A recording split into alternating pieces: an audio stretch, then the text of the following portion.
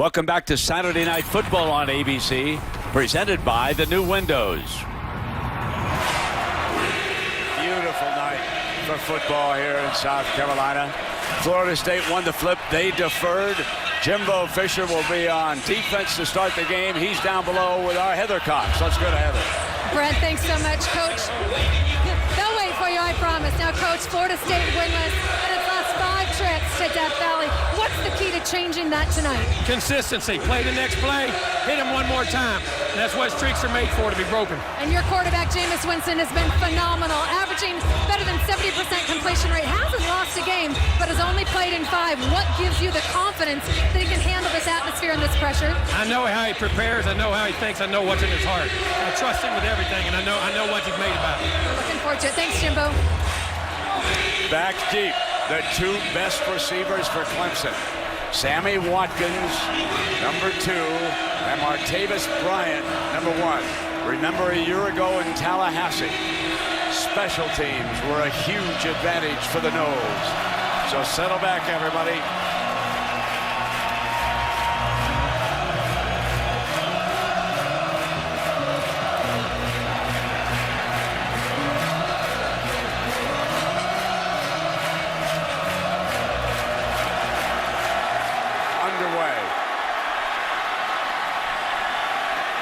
Watkins will take a knee, and it'll come out on the 25-yard line. And so here comes the senior from Hampton, Virginia, Herbie.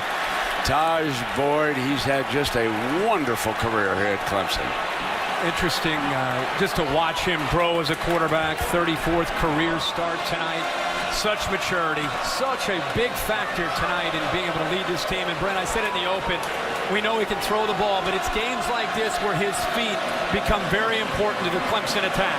Yeah, Herbie, you and I both know they're going to move number 2 all around the field tonight. They're going to line him up in the backfield. They're going to motion him out to the right. Taj Boyd on first down looks underneath, and that was down on the ground. The ball was fumbled near the first down marker on our opening play from scrimmage here. I think that ball and it was recovered by Florida State. Seconder was the receiver on the play, the tight end, and the official ruling on the field is turnover, Florida State football. Boy, first play of the game, we talked about the importance of turnovers, and you could see LaMarcus Joyner get his right hand in there and strip the football away from Adam Humphries. A veteran making a big play for the Florida State defense on the opening play of the football game. Devontae Freeman will open as Winston's running back.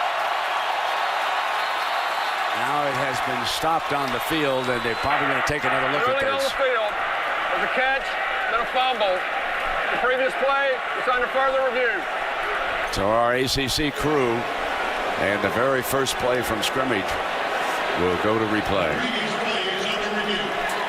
Game with this kind of hype, such build-up, turnovers will play such a big part in it. And Taj Boyd makes a great throw. Clearly, receiver Humphries has the football, takes a few steps, and again, Joyner dislodges the football before his knee touches the ground. The field is confirmed.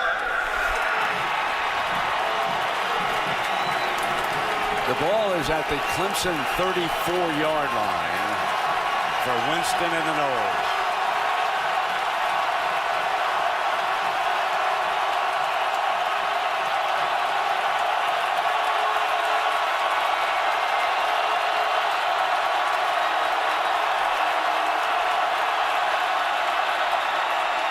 Freeman left side gashes the defense. Strong 11 yards and near the 20-yard line before Robert Smith, the safety, can bring him down. Florida State wants to be able to control the line of scrimmage, run the football, and be able to take some of the pressure off of Jameis Winston. What a way to set the tone. An 11-yard carry on the very first play. A huge hole on the left side of the offensive line.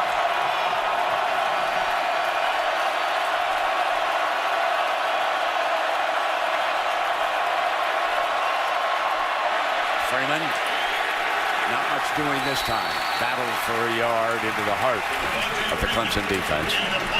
Jameis Winston comes into this game with a lot of bravado, a lot of confidence, second in the nation in passing efficiency. The best thing you could say about him replacing a first-round pick in E.J. Manuel is he's protecting the football. He's only thrown 2 interceptions in the entire year. Martin Jenkins, the nickelback, checks into the game for the Tigers. The communication, a challenge here for the Noles for the first time all year in Death Valley.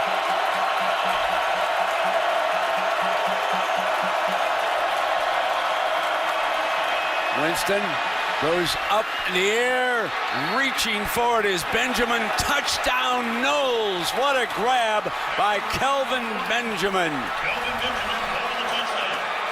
Turnover to touchdown. And that is the first touchdown this Clemson defense has allowed after a turnover. Benjamin, 6'5". He goes up in the air. What great body control and ball skills there, Brent. And Darius Robinson is 5'10". They found the matchup that they wanted. They took Freeman and lined him up to the far left. They cleared the backfield out, and they got a one-on-one matchup, and Benjamin goes up and makes the play. Looks like they're going to review this one as well, just to confirm.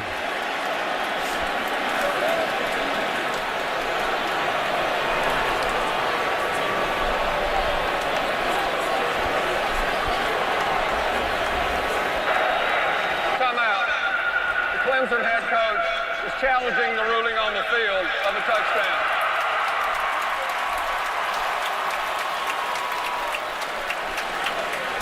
Well, he makes his catch, and without a doubt, he gets a foot down. Maybe they're trying to challenge whether or not he gets into the end zone, but well, you got to control the football, and he does.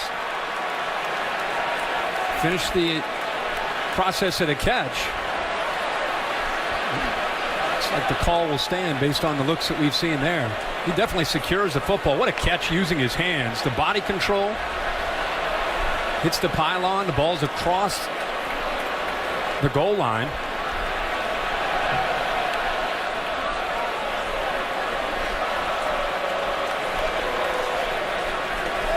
How about Jameis Winston's?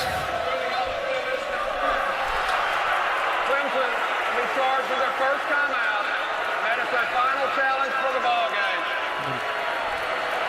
So Winston's first pass of the game is a 22-yard touchdown to Benjamin. And now Roberto Unwayo, who is perfect on extra points this year, stays that way. There was a flag on that play, however, so hang on here. False start, number 19. 5 yards.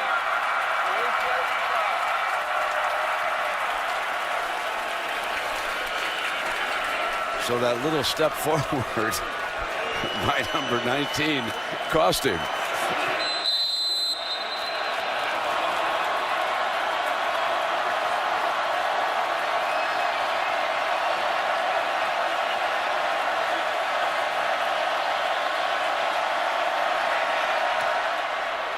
And he is now 36 of 36 on extra points after the fumble by the tight end. Here's Winston. His reaction after Benjamin puts the Noles on top. Ladies and gentlemen,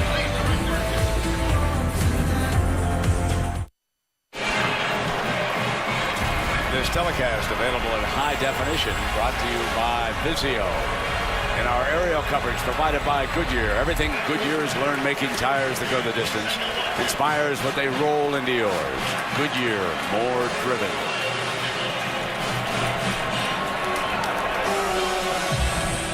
The two deep men are the two wide receivers for the second time tonight. Sammy Watkins would just love to get even quickly.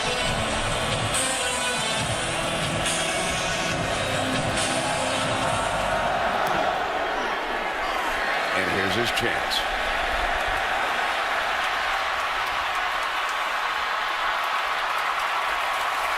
Across the 30-yard line, down around the 33.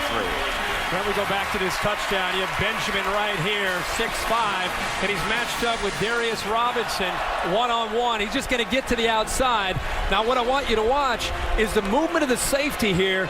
Robert Smith, he's hesitant because he's viewing this receiver instead of getting to the corner to try to help out his defensive back. And because he's late, the 6'5" receiver Benjamin able to go up and over Darius Robinson for that touchdown. No huddle. They flare it out to the outside, and Watkins give him as many touches as possible, and he is close to the 40-yard line. Plays will be signaled in from the sideline. All the players will watch. Taj Boyd, of course, is the trigger man. He can change it. That comes with that experience that he's gained over these last 33 starts in his career here. A lot more freedom at the line of scrimmage. But you're right, Sammy Watkins has got to have a big night. Last year, they did a great job of containing him in this game. Sam Cooper's in at tight end. Taj keeps it as a running back, and he's across the 45-yard line for a first down. His feet will be big tonight. They like to run him in games like this. Go back to the LSU Bowl game last year in the Chick-fil-A Bowl. He carried it 29 times.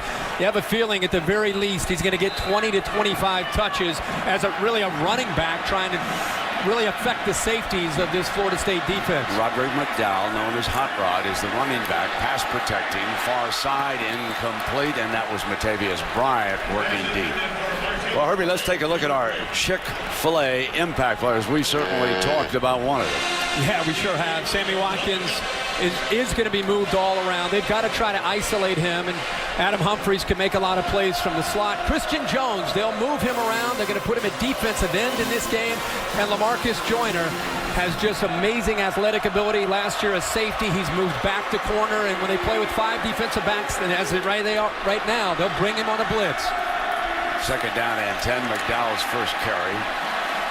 Good strong run, battling for at least 4 yards on it. And we touched on Watkins and Humphries, and for Clemson to have any consistency at all, they're going to have to win some one-on-one battles on the perimeter outside in this passing game, because Florida State will play a ton of man coverage. Now it is Ronald Darby playing bump with Sammy Watkins. Third down.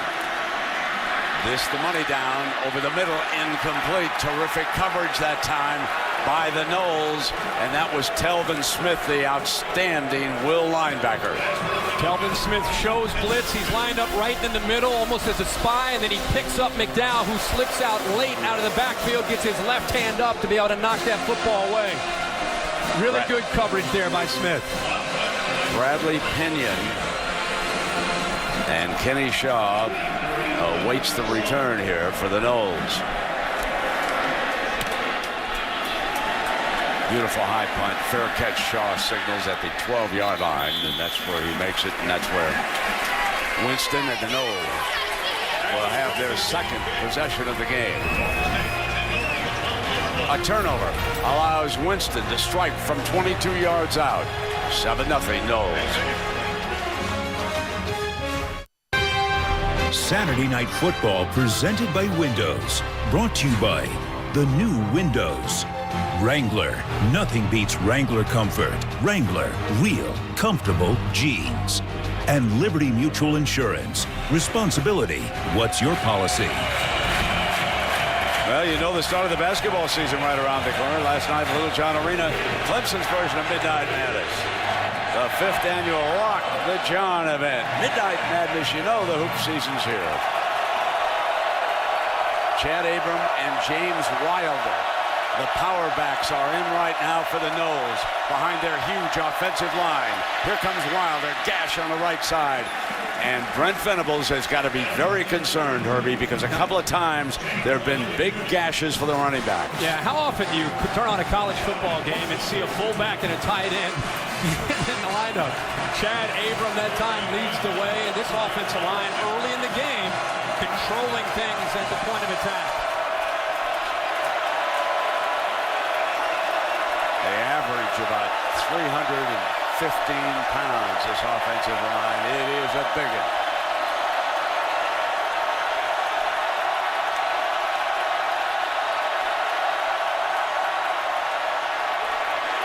Wilder, who scored twice a year ago in Tallahassee, and he's hit for a loss by Christian. Watch Spencer Shuey shoot the gap here. He's been their leader so far this year from the linebacker spot, just closing down. Offensive line didn't have a chance at all because of the quickness and the instincts that time of Spencer Shuey.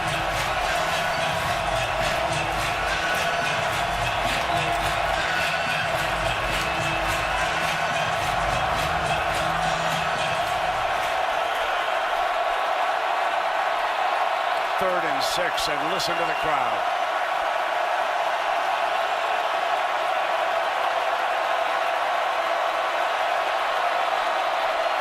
Winston to throw. From the pocket for a first down, stands tall and hits Rashad Green. How about that for composure? Clemson leads the nation in third down defense. They get creative with their blitz package, has just enough time there, and with soft coverage, Green just a simple little outcut, and Winston settles into this game and makes a great throw there on his first third down of the ball game. Abram and Nick O'Leary in from the Seminoles sideline. And again, they show that power look on first down.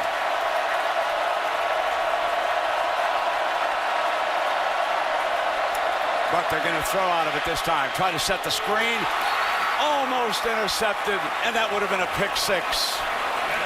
Robert Smith had a shot at it. I'll tell you, he's fortunate because if Wilder makes his catch, he's got a convoy to lead him down that left sideline. But Wilder unable to hold on to the football. It slips through his hands, and you're right. Robert Smith is right there. Almost comes up with a big play for the Tigers. Second and 10.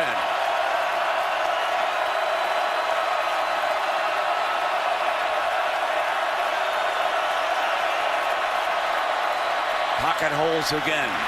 Strikes for a first down to Green for the second time tonight.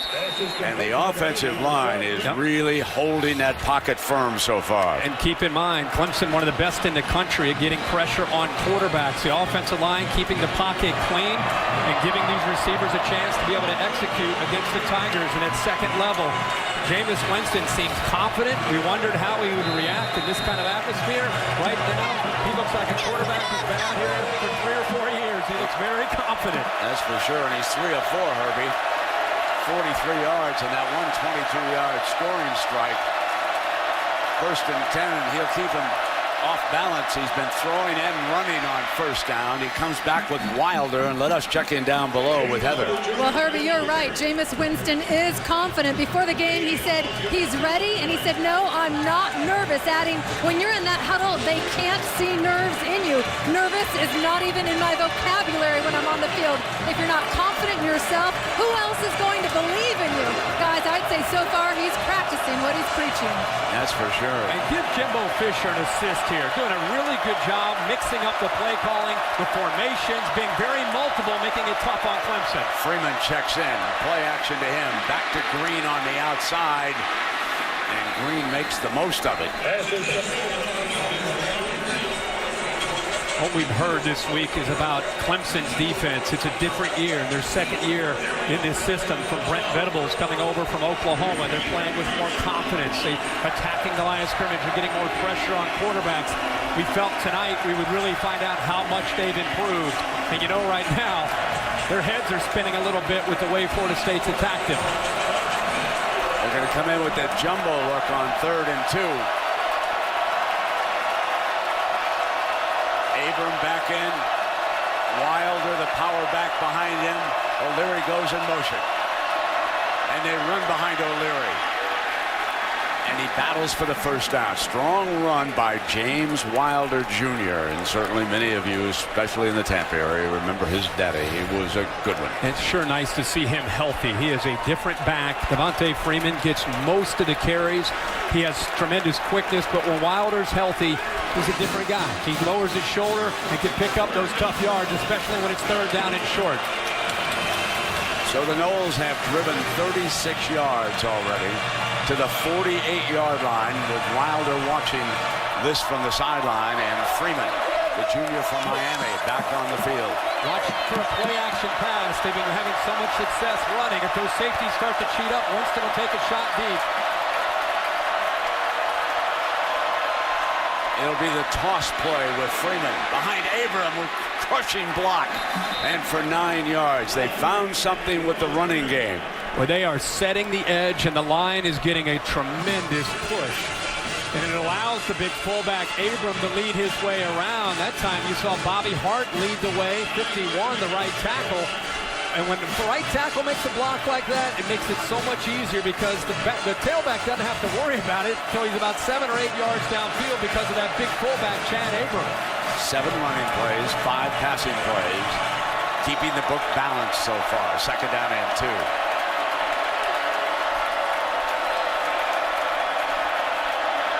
And Abram.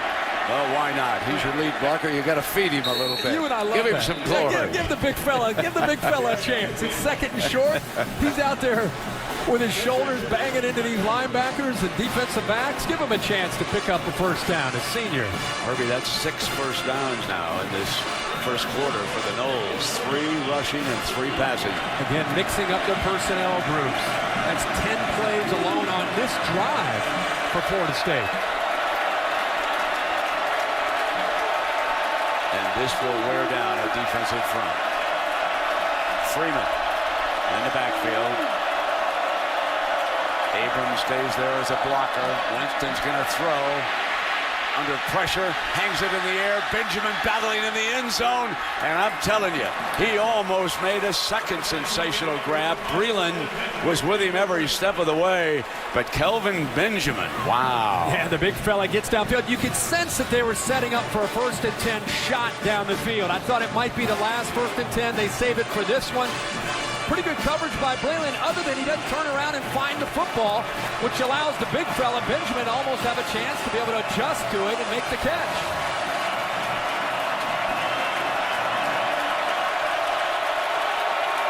Seminole injured on the sideline, and that is Benjamin shaken up after he went down. Winston fires. O'Leary's first catch, still moving. He has 11, make it 12 catches this year and 5 for touchdowns, and he picks up a first down. And when you have a great group of wide receivers, one thing that can complement that other than an awesome running back is a great tight end. How about the position of that football by Jameis Winston? Put it low and away from the linebacker, Anthony, where O'Leary can make the play on it and then make big yards after the catch. First down and 10, just across the 20-yard line in the red zone with a 7-point lead. Freeman behind Abram, and that time the Clemson defense jammed the point of attack. Big Deshaun Williams, one of the defenders there. This is where you want to find out who your leader is in the Clemson defense. These guys have played very well for the most part of this year. Spencer Shuey, Stephon Anthony, and linebacker. Who's going to step up and make a play in the red zone and prevent Florida State from jumping out to maybe a 14-0 lead? You want to keep this crowd in the game if you're Clemson, right? And Benjamin being stretched over there on the sideline.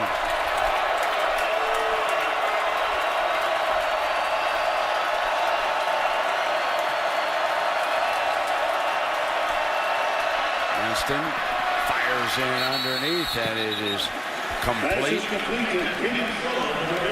But we're early in this game. 17 plays. We've got 4 different players have a reception. 3 different players are carrying the football. It's been a very methodical drive here by Jimbo Fisher and this Florida State offense, just moving their way down the football field with a young quarterback who's getting a lot of different people involved in this drive. And that was, of course, Kenny Shaw. He is the 4th different receiver. Green has caught 3, and the Noles are going to use a timeout here. This is a gut-wrenching drive. We'll see how it ends. This has been a long drive for the Noles. You're watching the ACC on ESPN.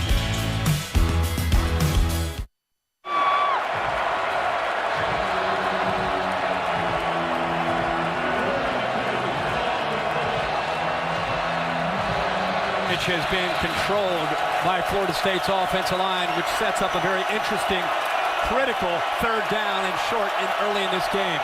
They brought Wilder in. He's behind Abram. They'll run 32, and he was met by Stephon Anthony, the leading tackler on the Tigers. He jumped all over the running back. Anthony's right here. He almost looks a little confused. He and Shuey trying to get the right call, but he jumps the gap and makes the play. And somebody steps up. We said, who's going to make a play in the red zone? Stephon Anthony ends up being that guy on 3rd and short. And it forces the Noles into a field goal formation here. Jason Beatty is the holder. Aweo, he's 7 of 7 this year, kicking field goals with a long of 45. This will be a 28-yarder. Perfect. He is now 8 of 8, and the Noles build a 10-point lead.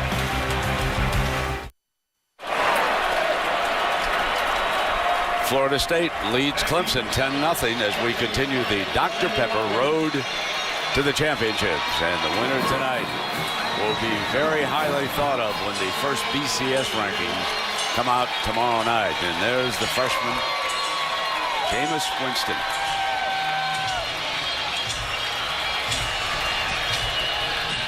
Bryant and Watkins again back deep. This will be the 3rd kickoff of the game for a whale. Watkins had a return the last time, and they're not shy about kicking in the ball either. This time it's a chip shot. And fair catch right there at the 26-yard line. And Herbie, what are the numbers? Look at these numbers early. That Florida State completely controlling this football game up front. I think Jimbo Fisher, again, doing a good job of mixing up his personnel. I think Clemson's defense is confused. And now it's up to Taj Boyd and this Tigers offense to try to get some momentum created here and see if they can get a little rhythm of their own offensively. McDowell still the running back.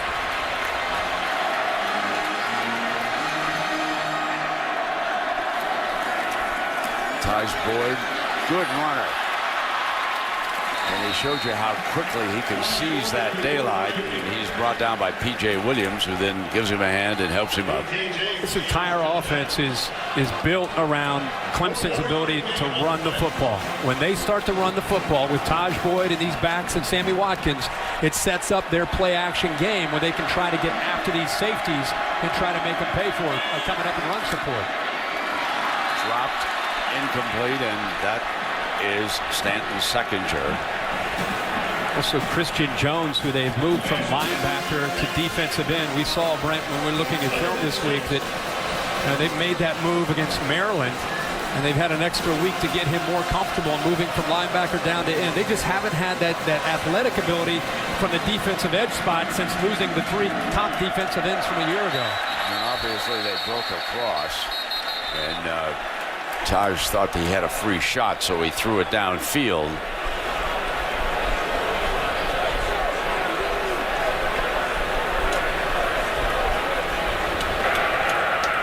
Offside. Number 15, defense, elevated to the quarterback.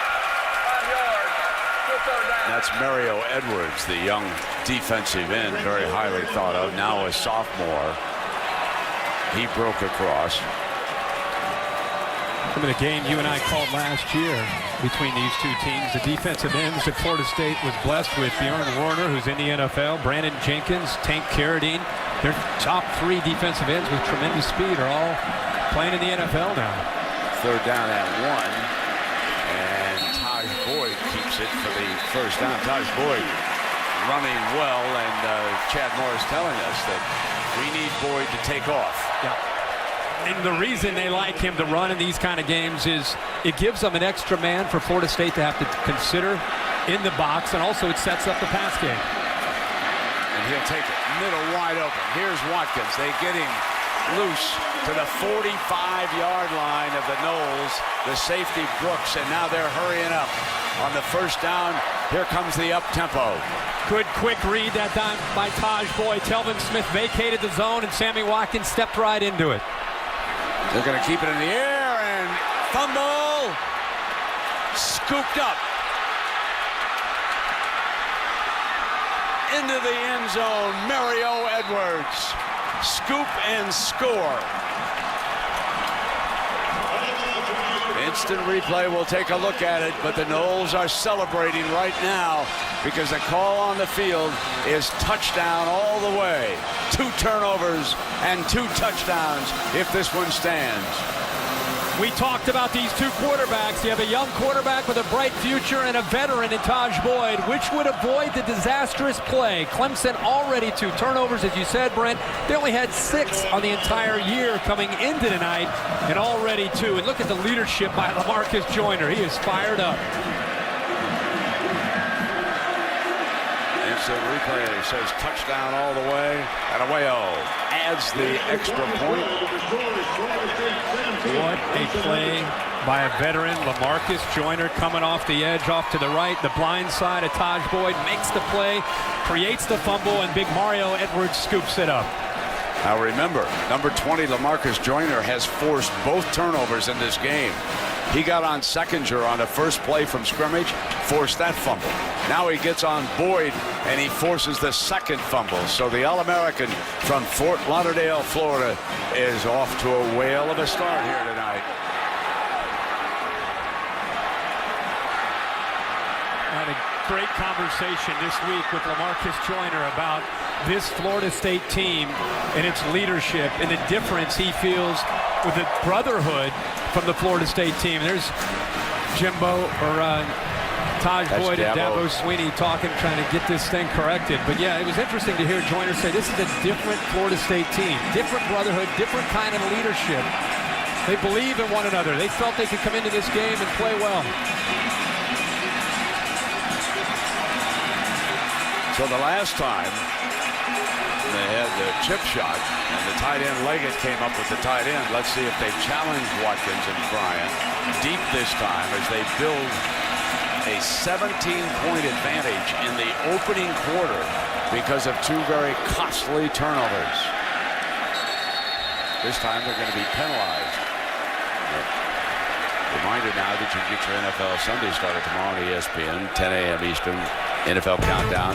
Chris Berman and the gang provide the latest news and updates from around the league. Ray Lewis will sit down with his former defensive coordinator, Jet head coach Rex Ryan.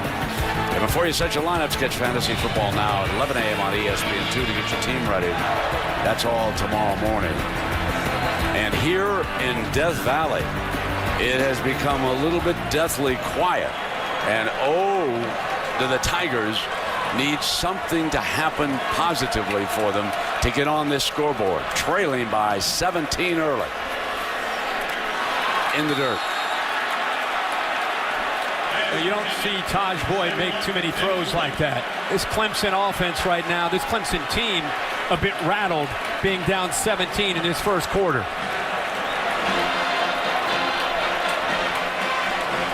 This is where a veteran has to right the ship, try to get a first down, and try to get, again, a belief that they're going to be able to move the ball against his defense going. Quick throw to Watkins. Picks up the first down with a nifty move, and he's to midfield.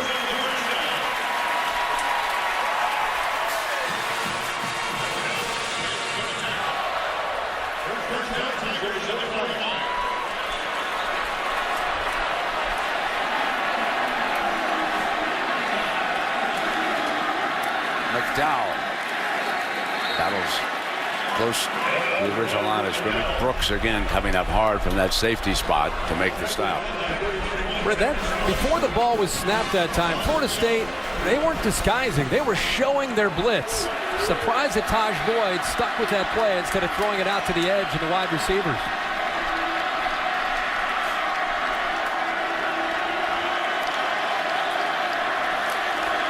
The play being signaled in. Terrence Smith, one of the linebackers, is number 24. Has to throw this away. He was under enormous pressure. We have talked so much tonight early in this game about Jimbo Fisher and his plan offensively. How about the job that Jeremy Pruitt, the new defensive coordinator who's come over from Alabama as a secondary coach, they also seem to be confusing the Clemson offense with a variety of different looks, showing them a lot of things they haven't shown all year, saving it for this game. And right now they have Taj Boyd overthinking this. Third down and 10. Incomplete. Crowd wants interference on. They've got the flag. The intended target was Adam Humphries.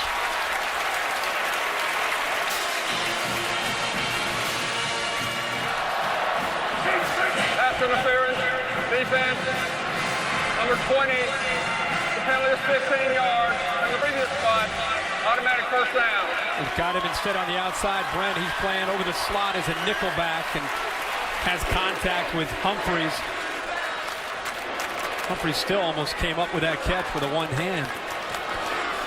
And that will put the ball at the Knowles 35-yard line. And Taj Boyd and the Tigers will see if they can finish this off.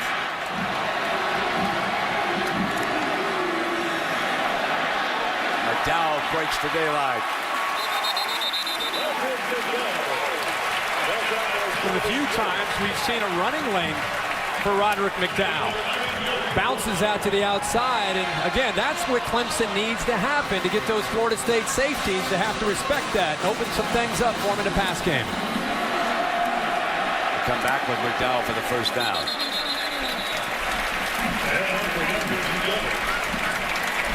This is a very promising drive, the first of the night for the Tigers. Across the 25-yard line.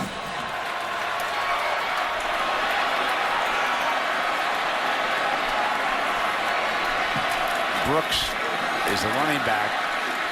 So Brooks checks in. He's a bit of a power back, young man from Jonesboro, Arkansas. Yeah, they'll need them both, McDowell and Brooks. Brooks, when they get into the red zone, because he is more of a power back, gets more of an opportunity down here. Also can catch the ball in the backfield. Well, this Florida State defense is moving around very quickly, getting off blocks. 2nd and 7. Here they come on. Incomplete, and the wide receiver was Mike Williams, the freshman from Vance, South Carolina. He didn't read this right. They blitzed off the corner. Yeah, they brought a corner. He pointed to it, and then he didn't do his adjustment. Taj Boyd did. The veteran quarterback did. So he points to him, sees it, recognizes it, and then he sticks with his route. He should have sat out in the flat, and he would have been able to have a first down there on 2nd down. 3rd and 7. McDowell back in as the running back.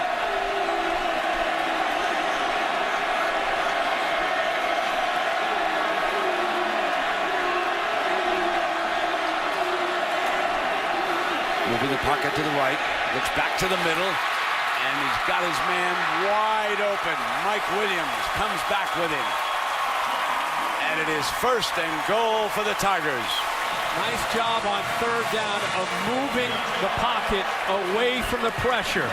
Florida State's been getting after Taj Boyd. They roll him away, and a huge hole in the middle of the zone defense that Florida State decided to play there on 3rd down. This spot on the field, Taj Boyd is a very dangerous runner. He'll empty the backfield out. He'll look quickly. And incomplete.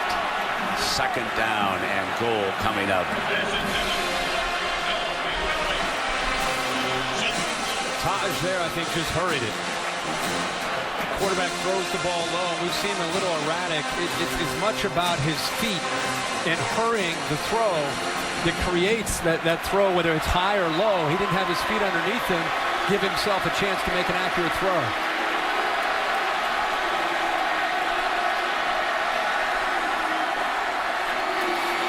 Comes Joyner again.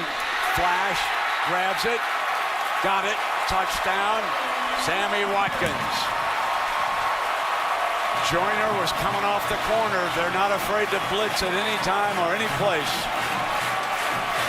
But that's a big answer for Clemson and their offense. They've turned the football over twice already in the first quarter. The back goes one way, there's a fake, and he has to throw it right over Joyner, who's made 2 big plays, and I can't say it enough. Every time you and I have Sammy Watkins, he has to have the best set of hands, just hands, and making catches of any receiver we've seen all year. Yes, he does. Catanzaro, Chandler Catanzaro, tacks on the extra point. This is the big 3rd down. There's the young freshman that's sat right there in the middle of that defense. Picked up the first down, got him down inside the 5-yard line. And then Taj Boyd made a nice throw to Watkins. And look at those hands right there by Sammy. Bobbles it, able to secure it and get the touchdown for Clemson. That's a huge drive here with a minute left in the opening quarter.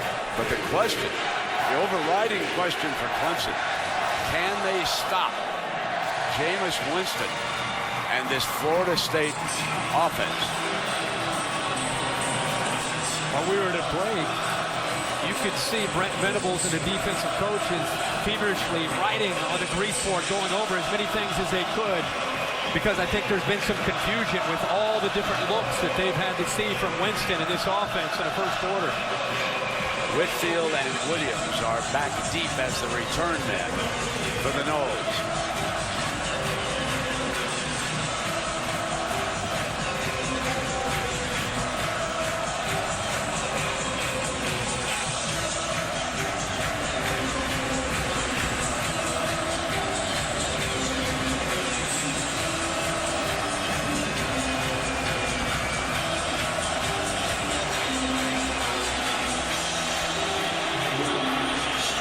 I think they're holding everything up because of the smoke.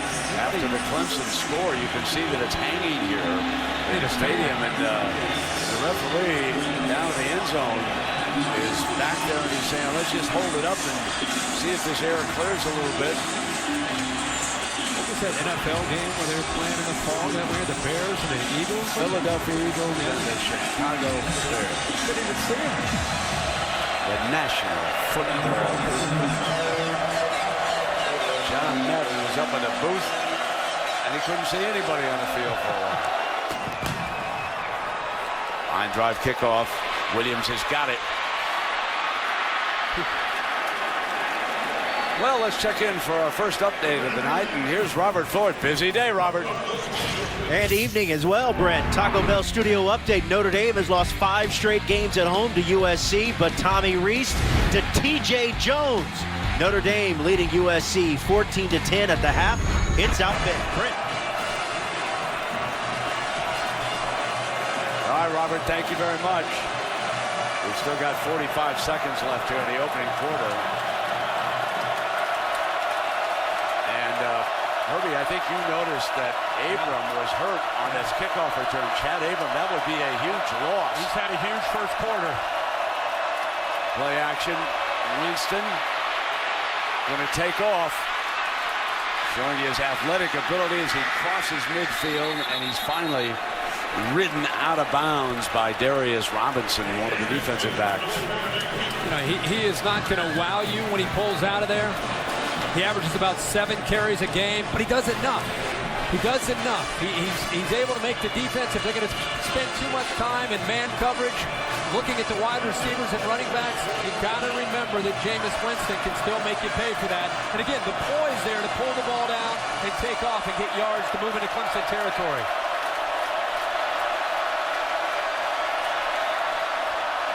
Freeman. Gang tackle at about the 45-yard line. Of course, this is Breast Cancer Awareness Month, and you can see that the 50-yard line is painted pink here tonight in honor of this month. The players have some pink towels. Coaches, of course, have pink trims on the bottom of their shoes. And we've come to the end of the first quarter here in Clemson. Noles lead it, and we'll be back after this message and a word from your local ABC station.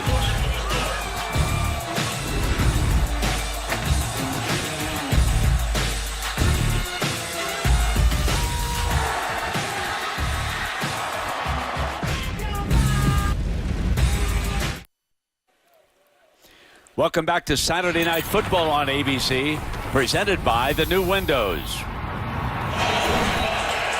So while you were away for over 3 minutes, the offensive line of Florida State stood out there at the line of scrimmage the entire time. They're like, put the ball down. We got to take a break here. Let's keep this show going. And now the skill players join them, and it'll be 2nd down and 8.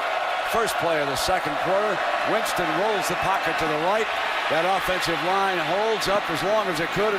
And O'Leary with his second catch of the night, and he is across the 35-yard line before Suey makes the stop. Watch Jameis Winston. He throws this. He rolls way to the right. He throws it. Just keep your eye on the quarterback. You want to talk about why these players respond to him? He throws his football, and then he's like, let me get a block for you. I got this. I got this. Let me get somebody. Players see that. They respond to that kind of leadership. Again, the intangibles of this young freshman are amazing.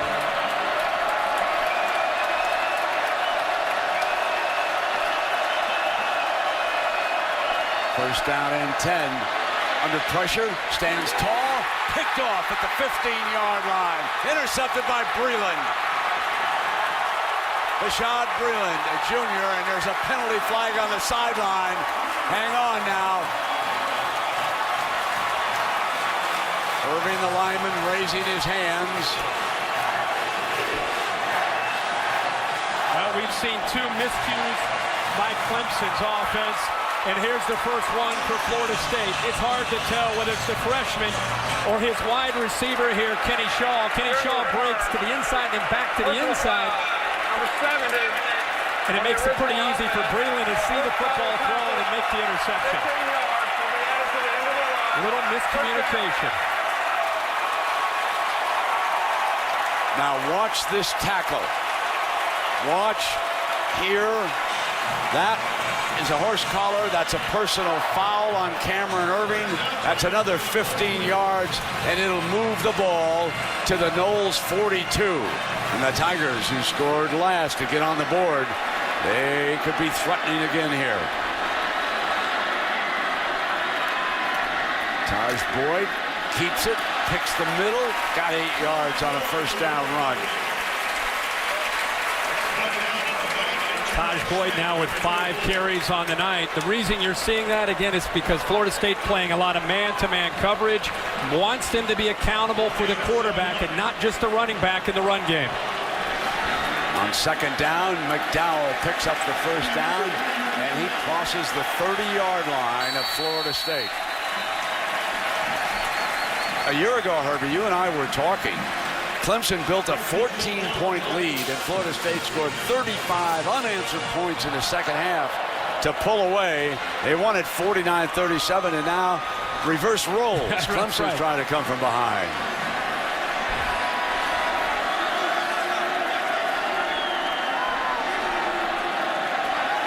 Chad Morris, the offensive coordinator, sending the signal along.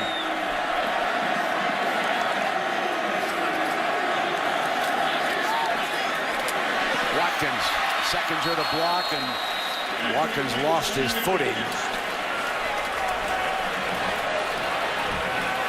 And that's an extension of their running game. They just get the ball out of the perimeter as much as they can. And Clemson starts to run Boyd and they start to run McDowell.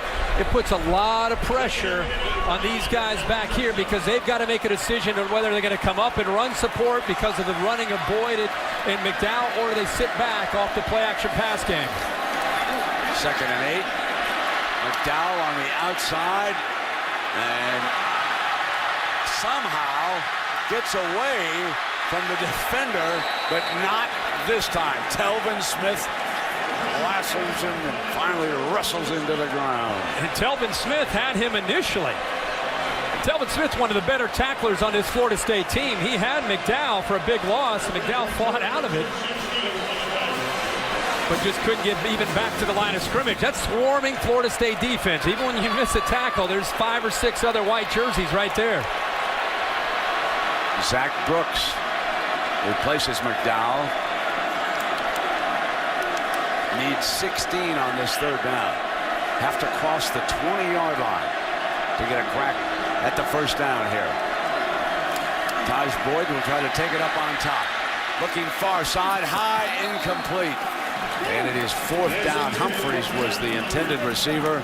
Darby, a very active defensive back there. Only rushing 3 and dropping 8. That was a tight window to try to make that throw by Taj Boyd. Jeremy Pruitt again mixing it up, doing a great job. The new defensive coordinator for the Noles.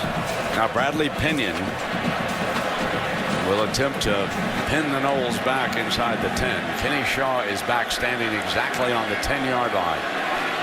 Field position punt here.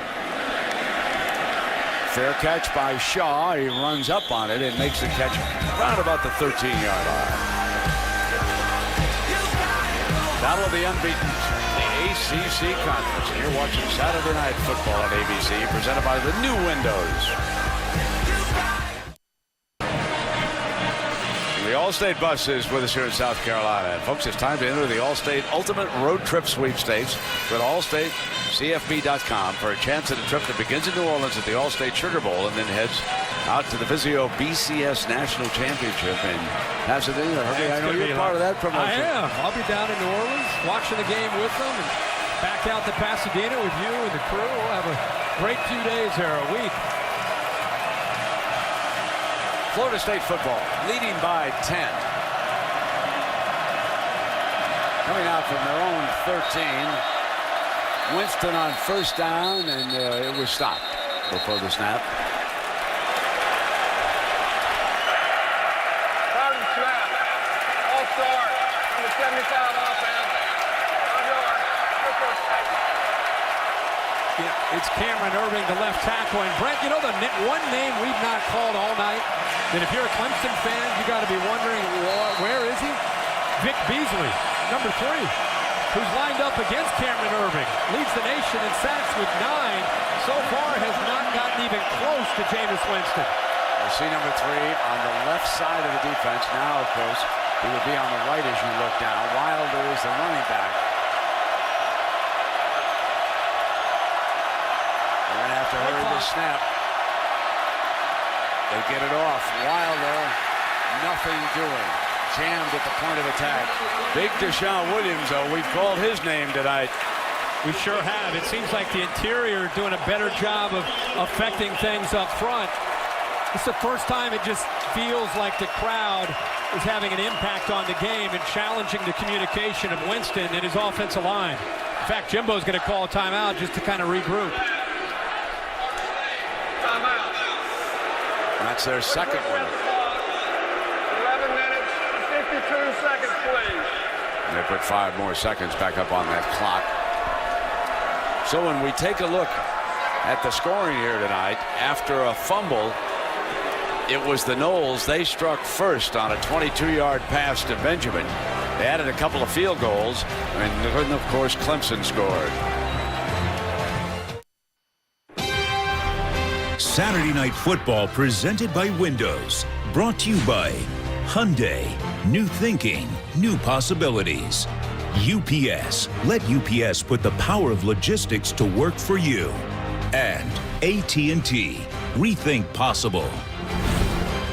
Well, that shot is University President James F. Barker's home here in Clemson. A lot of beautiful buildings on this campus. A great scene here tonight. 80,000 plus. They're heating up again. Trying to make it as tough as possible on Jameis Winston.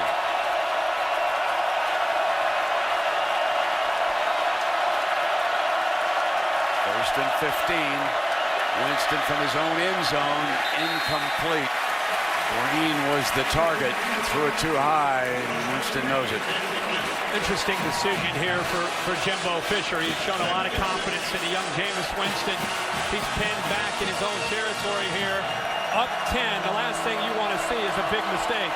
You know, look at him squint over there at that sideline like he's having a little difficulty picking up the signal from the sideline. You could see the young man squinting there.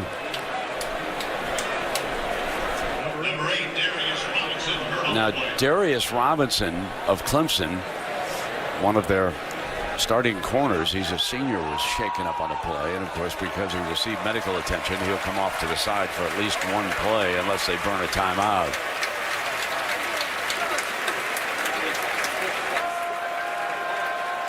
Martin Jenkins has also been seeing time in the defensive backfield, especially when they go to a nickel.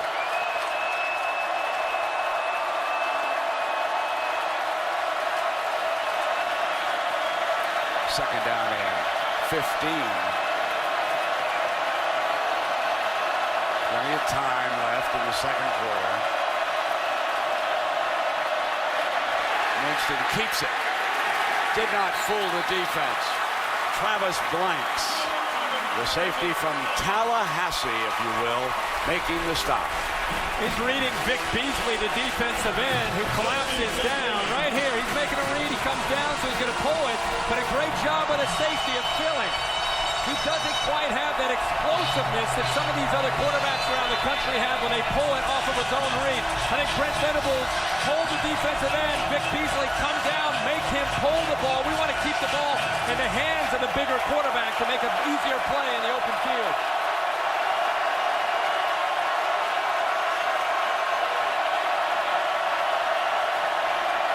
Has to hurry. I don't think he got it off if that clock is accurate.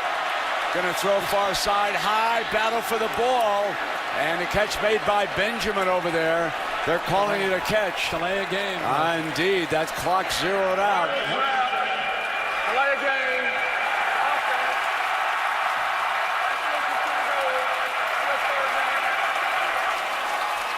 He had one that was close on this possession, and that time they caught it. He may have said that this crowd noise wouldn't bother him, but I'm here to tell you it would bother Johnny Unitas here tonight. This noise is fierce.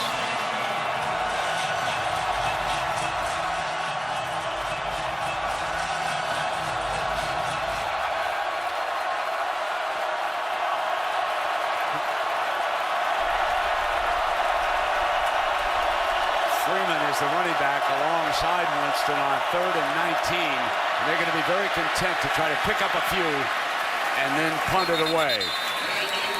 Smart call by Jimbo Fisher, sensing the momentum. And the last thing he wants to do is put his quarterback in a position to force a throw in and maybe create that turnover.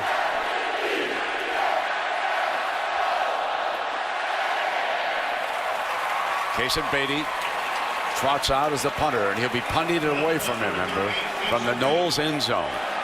Humphreys is back deep, standing just on the other side of the 50-yard line. The Clemson with a very strong front. Every time you see the Knowles in punt formation, you think of Bobby Bowden's punterooski, but not here.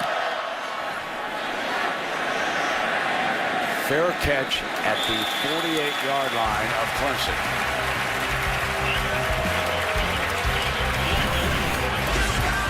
Boy, coming out next.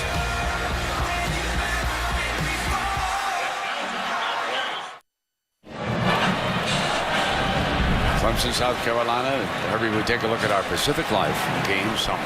It's pretty even with the exception of those turnovers. Those two turnovers were crucial. It led to 14 points for Florida State, and LaMarcus Joyner involved in both of them.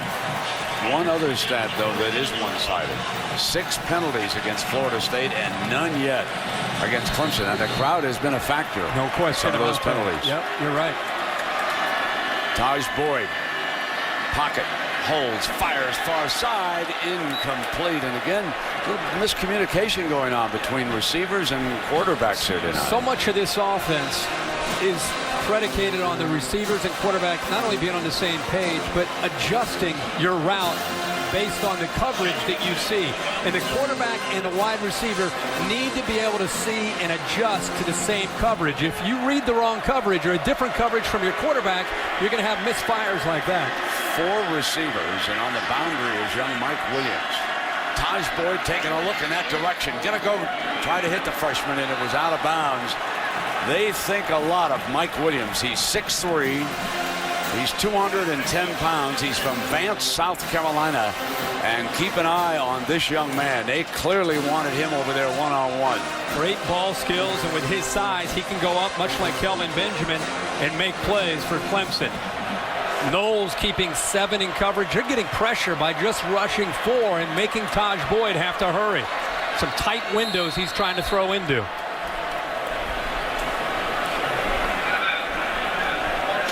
Florida State burns its last time out, I believe. And yes, indeed, they did. Jeremy Pruitt, the defensive coordinator, wants to talk with his group.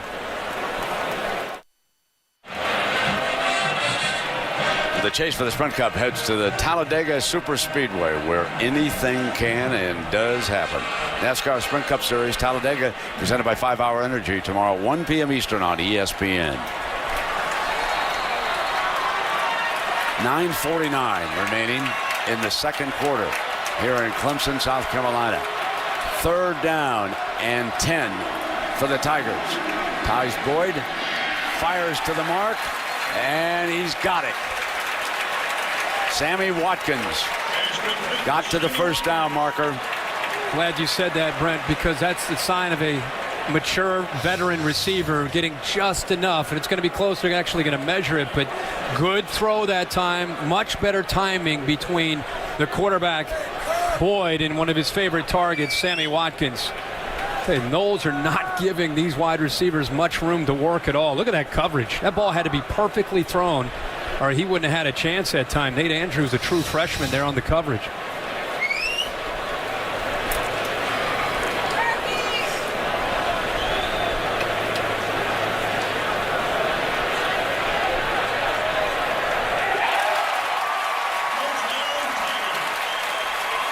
Remember the last possession after that big interception and the horse collar, they started that drive on the Florida State 42 and ended up having to punt, a missed opportunity.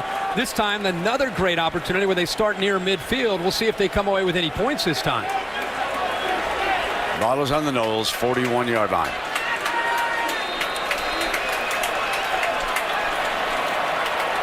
Watkins moving around.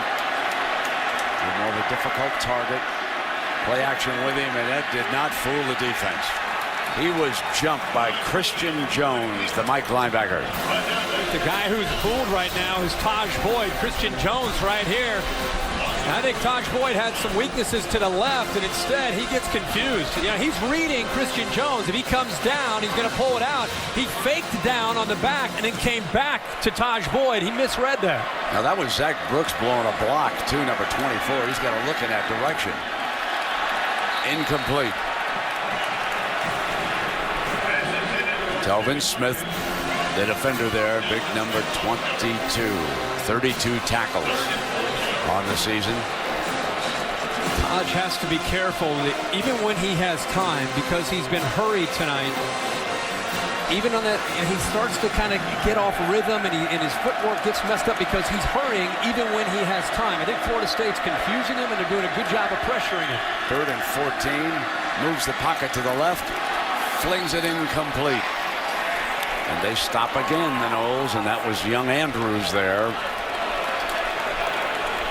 Another very tight window for Taj Boyd to get that throw into. How quick that Florida State defense is lined up and finding these wide receivers. You've got 4 or 5 different defenders out there. How tight. You got 3 different guys all over. That time again, the young freshman Andrews on the play, and another blown opportunity for Clemson's offense. Now the battle of field position. Pinion punting again, and Shaw is back on the 10-yard line. Hangs it high. Going to let this one bounce, and it does not go into the end zone. Humphries gets down on it on the 5-yard line. Well, it's time for tonight's Aflac trivia question. Which Heisman Trophy winner hails from Jameis Winston's hometown, Bessemer, Alabama? Right there in that area, Hueytown High School. Heisman Trophy winner hails from that hometown. Here he is. Here's the young man. He's on everybody's chart right now when they list the top half dozen. Yeah, he's in the top 5 always right mention now. Winston. Let's see what he can do in the teeth of this noise. 8:47. Chad Abram back on the field, and Freeman a running back.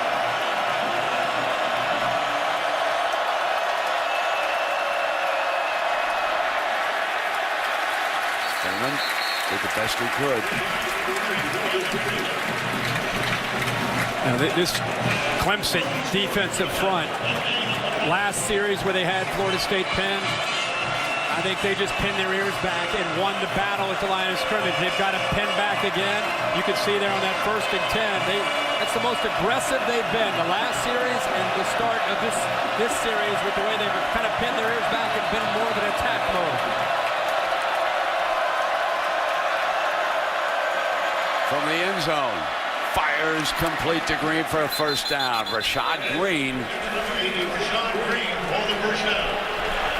Now that is a huge throw on second down. Given time, you can see how comfortable he is throwing from the pocket into the teeth of that defense. They give him time. I love how he keeps his vision downfield for a young quarterback with some pressure on him. He doesn't stare down the pressure. He's looking through the pressure. He feels it, but he sees the coverage and makes the throw.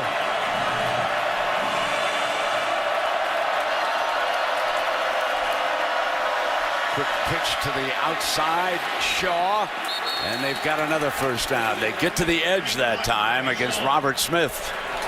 You know, it's a simple little thing, but you want to put the ball out in front of your wide receiver so he can continue to run and not have to miss a stride. That's a perfectly thrown football right in front of Kenny Shaw. That time they're in sync. Earlier they missed on a throw. That time, perfect throw, and they were pinned back inside their own 10. All of a sudden, they're out close to the 30-yard line. First down, keep it in the air, and Green this time breaks free. 35, foot race, great speed. Here goes Green, touchdown, Florida State. And the signal to the crowd. 72 yards.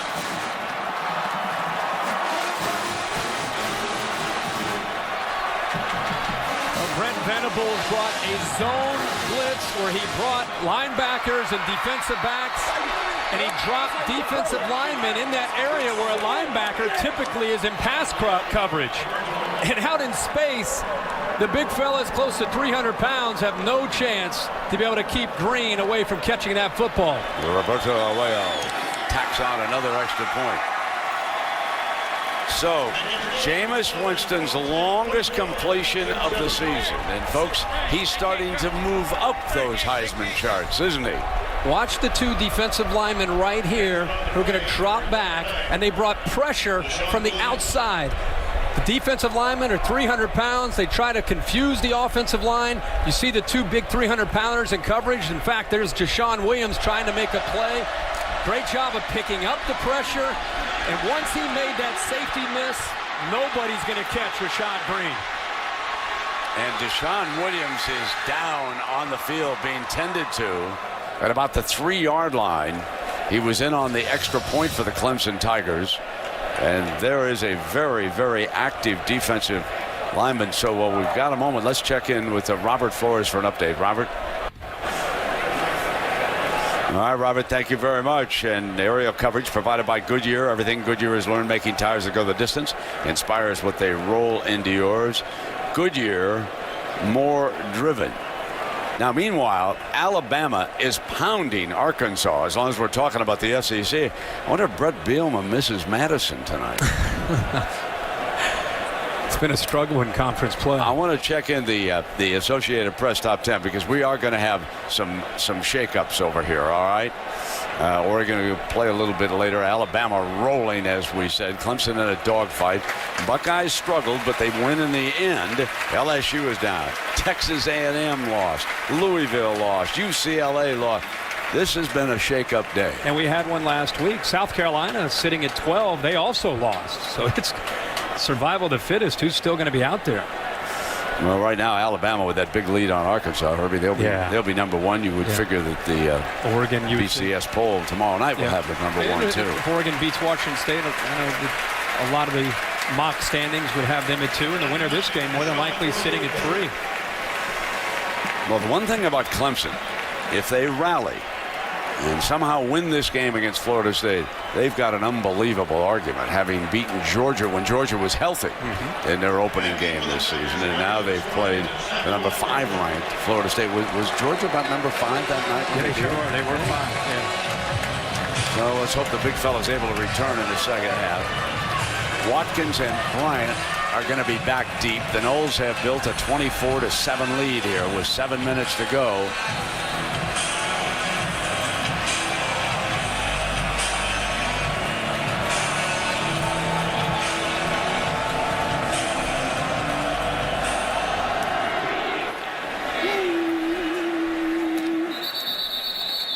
So again, keeping it short now by the hands of the speedsters. And all right, Herbie, which Heisman Trophy winner is from there? I know you're going to get Bo this. Jackson. You got it, my friend. It? I knew you'd get it. Bo Jackson, 1985. Auburn Tigers. One of the great athletes that this country has ever produced. Right there. Bo Jackson. I'm telling you, he was unbelievable. You saw Winston throw from right field? Bo Jackson could hum it in from out. 24-7 now. Taj gonna keep it. And he gets wrestled, thrown back by this very active defensive Jeremy Pruitt. When we talk about Jeremy Pruitt, Jernigan lost his helmet, so he's going to have to go out for a play. When we talk about Jeremy Pruitt over there, remember where he came from. He worked with Nick Saban. He was a director of player development, and then he coached the secondary. And if you're going to learn how to coach the secondary, there's one man you want to study under, and that man is Nick Saban. That's his specialty. Now here comes Taj Boyd, flips it off to the side. McDowell got the first down, run out short of midfield by Ramsey, Jalen Ramsey. Very important for Taj Boyd and Clemson to get something going. The last two possessions, they've had great opportunities with great field position, came away with no points, and then they give up a touchdown. Remember, Florida State gets the ball to start the second half. They desperately need points on this drive. On first down, they run McDowell. Pick up about a yard, close to midfield, and Christian Jones hitting first. Seeing Christian Jones, some move that Jeremy Pruitt did when they moved him to defensive end. I think it not only affects Jones playing up front, giving him more athletic ability, but also Terrence Smith gets moved in 24 in at linebacker. You put Terrence Smith and Telvin Smith together, that's a great combination. Second down, middle, great grab by Watkins. There's those hands that you spoke about earlier again. So often you see receivers today use their shoulder pads to make a catch. Not with Sammy Watkins, and if he didn't have the hands there, he wouldn't have made that play.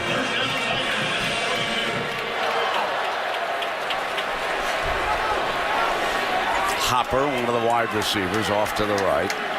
Bryant off to the left. Quarterback draw all the way. Beautiful run by Taj Boyd as he crosses the 25-yard line. They went with an empty backfield motion. McDowell out. They brought a blitz. Florida State did with Terrence Smith. There's nobody left. Great job of recognizing that, finding the void, and then picking up as many yards as he could. Anytime they empty out the backfield, Taj Boyd is a threat running the football.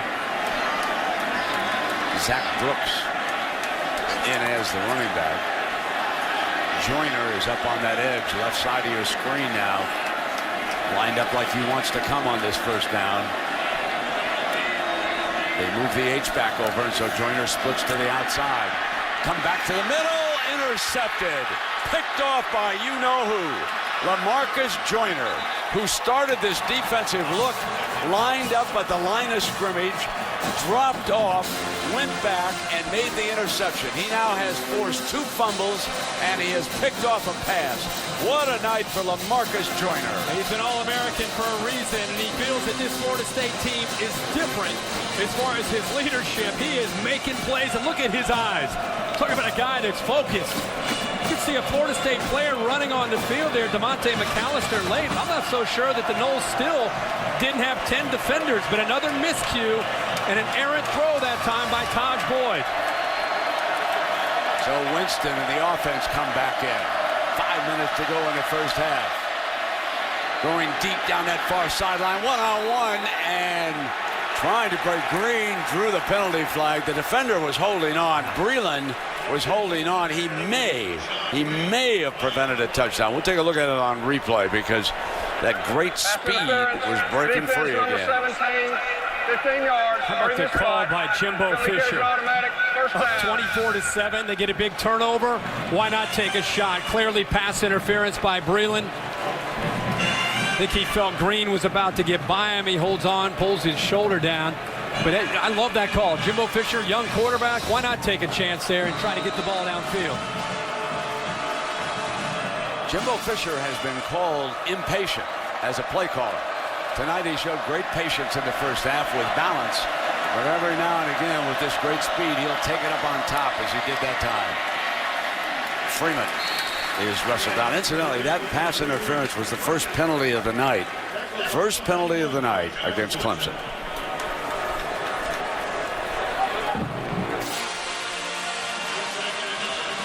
Here's that swing again from the quarterback. Hey, when you're young, you shouldn't be swinging like that, right? You have trouble seeing the curveball if you're swinging. Second down and 9. That's O'Leary, the H-back. Here's Winston. Gonna lob it long again for Benjamin, who caught the first touchdown pass of the game, a 22-yard strike. Robinson had coverage that time, and we come to third down here with the clock moving inside of 4.5. Brent, you go back to that interception, you add all these numbers up. Florida State ran a guy on, and they still only had 10 guys on the field when they ended up making that big interception by Joyner. 10 guys, almost had 9, end up with 10 and still get the pick. Third down and 9.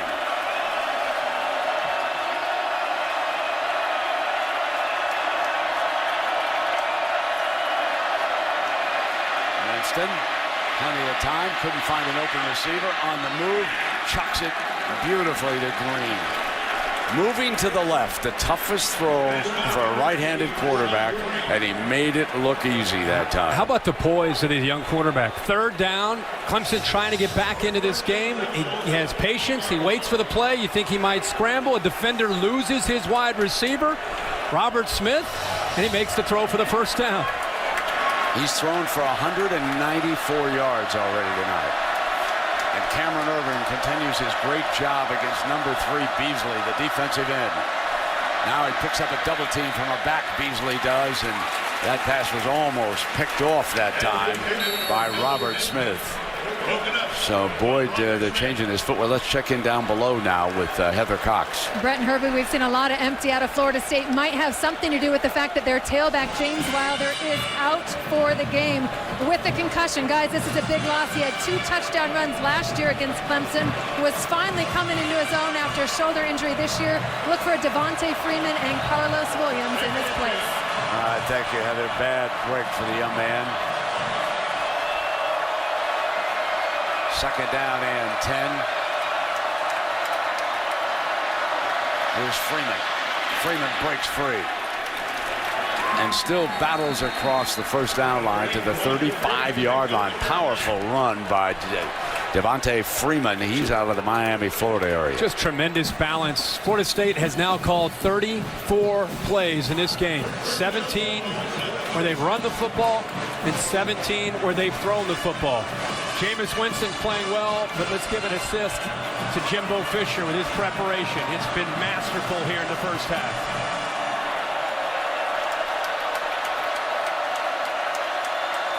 Winston on first down, fires complete. Here's Green again, and Green picking up about 9 yards before he's taken down. Breland is in there on the tackle, and Winston now 12 of 18, over 200 yards with 2 touchdowns, and he has hit Green 7 times tonight for 129 yards. And we have a young man from Clemson back down on the field. Is that Suey, Herbie? Yes, it is. One of their leaders. The pile of bodies at the tackle, and he made the play. And one of the great players on this Clemson defense.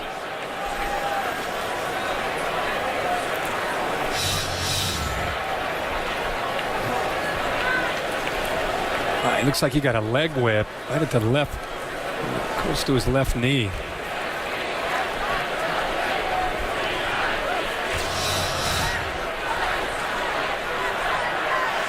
Well, coming up, I want to remind you to stay tuned for the Capital One halftime report to have scores and highlights from a very busy day of college football.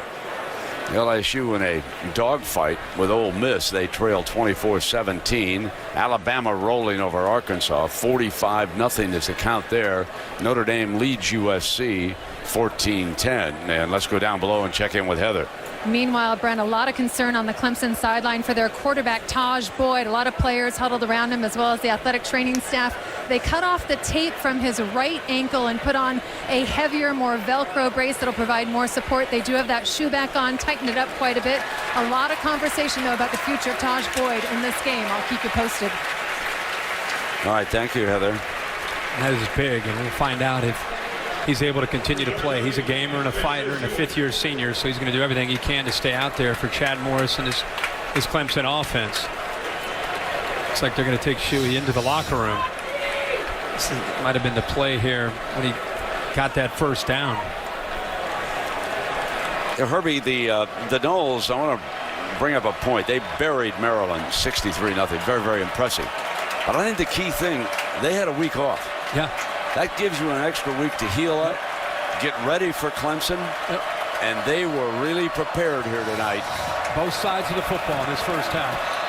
Can't say enough good things about the preparation. Still going to have another half to go, but in this first half, they have been...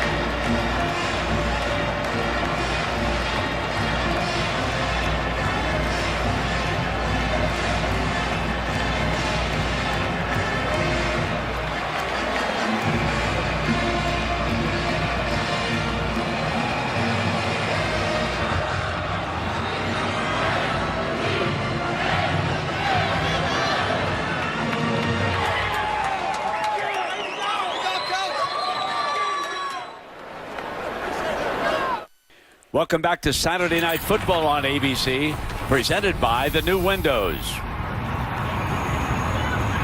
Kick shoes off, let your head out. All night long. Pull your beard out, just weird out. All night long. It's house until we knock it down, so turn the volume loud. Cause it's clear to the ears, so break the pace up like crazy. Let yourself go, let yourself go. Life's too short to not go.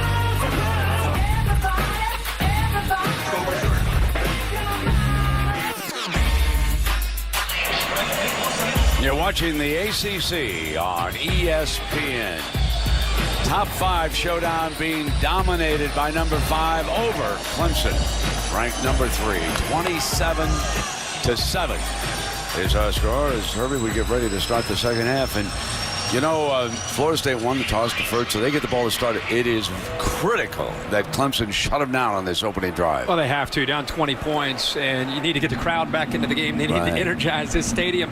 If they allow Jameis Winston to move the ball down the field, put more points on the board, you wonder where their psyche might be. I'm sure Dabo went in there and tried to talk to his team about, guys, we need to stop. We need to get the ball back. Florida State's punted one time in this first half, so it'll take a big effort by Brent Venables' bunch. Yeah, and there were any number of mistakes by Clemson, Herbie. Yeah, it really started early, first play of the game. You know, this is something that Clemson wanted to avoid, keep the crowd in the game. Seconder with a fumble. LaMarcus Joyner's been all over the field, creating a couple fumbles, and turned into 14 points, and a miscue. We see another interception. What a night LaMarcus Joyner's had here in this first half. He's been everywhere, and you know what? 30 minutes, Jameis Winston passed the test. Not only making plays, just managing the offense, making great decisions for Jimbo Fisher.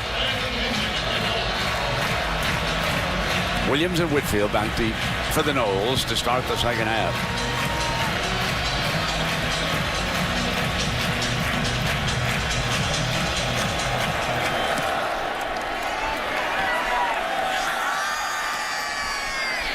And coming out is Whitfield on that far side, got a gap and blasts his way to the 41. A flag comes down. Bradley Pinion, the kickoff man, made the stop on that play. Been a dead ball foul there on Florida State. Here in the run, personal foul, face mask, number 92, Jigging King. Oh, the 15 kicker. yards to be added to the end of the run. First down. Well, we take a look at our Pacific Life game summary, and it is a comparison of our two quarterbacks. Jameis Winston has played very, very well. You can see the 14 of 21, but the real story is the balanced play calling from Jimbo Fisher and Taj Boyd. Remarkable effort by Florida State's defense, getting pressure without having to blitz, which is a big surprise coming into the game. The fourth time that Winston has thrown for more than 200 yards in a game as a freshman already. High this toss, and a great leaping grab. As it waved off down there, Green went up in the air. The ball was high. Pretty good effort by Green, but I don't think he possessed it all the way through. The officials all over. It looks like he has it. Official had a great look from the other side, and pretty quick coverage there by the corner, Darius Robinson. Right there, I think where he lost it. Talked about Clemson getting a stop. Big kickoff return, and then the face mask. Florida State starts this drive with the 42-yard line. So it is second down and 10. They'll run the toss play with Freeman, and he is jumped by the defensive front. Grady Jarrett coming through to make a play. They've had their hands full with this Florida State offensive line here tonight, but Jarrett able to penetrate and blow it up that time.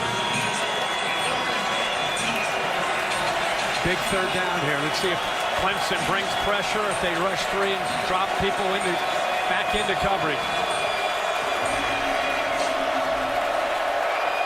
Got to get to the 32-yard line for a first down.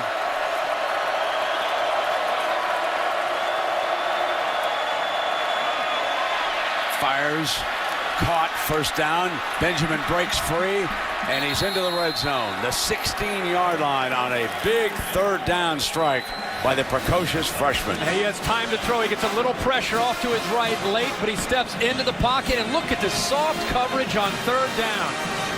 Once he had time, he's waiting for Benjamin to clear and make the turn. All alone, nobody close to him.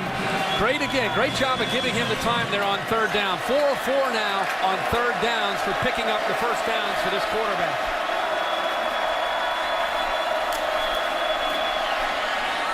Deflected, incomplete. It'll be second down. Pass was clearly deflected. I think Corey Crawford, 93, dropped into coverage, got a hand on it. There he is. It was a tight throw there. I think Jameis may have predetermined where he wanted to go with the football there. His fullback led out of the backfield, was all alone. If he would have seen him, he walks into the end zone for a touchdown.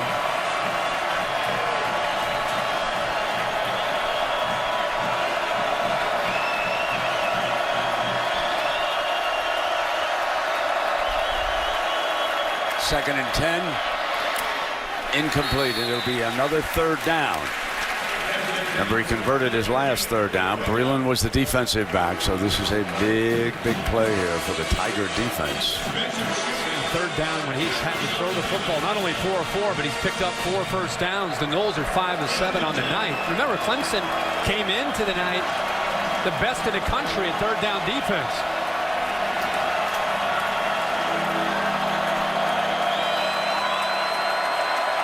Christian Green is number 89.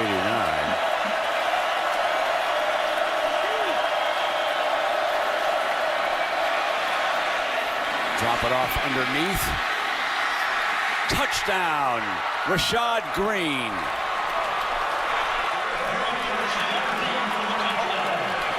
Little flanker screen, had some linemen lead him into the end zone. You don't always have to throw it downfield to come up with a big play. And that's exactly what Florida State wanted to do to set the tone here in the second half. Great field position after the kickoff return. Take advantage of it with a touchdown. So he converts 2 third downs, a second one for a touchdown. Aguayo converts. Famous Jameis Winston is about to move to the top of the Heisman Trophy charts. What a night.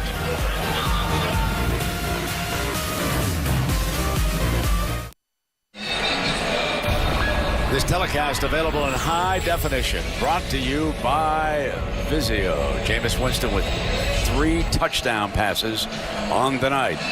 And Florida State has opened up a 34-7 lead on the Clemson Tigers.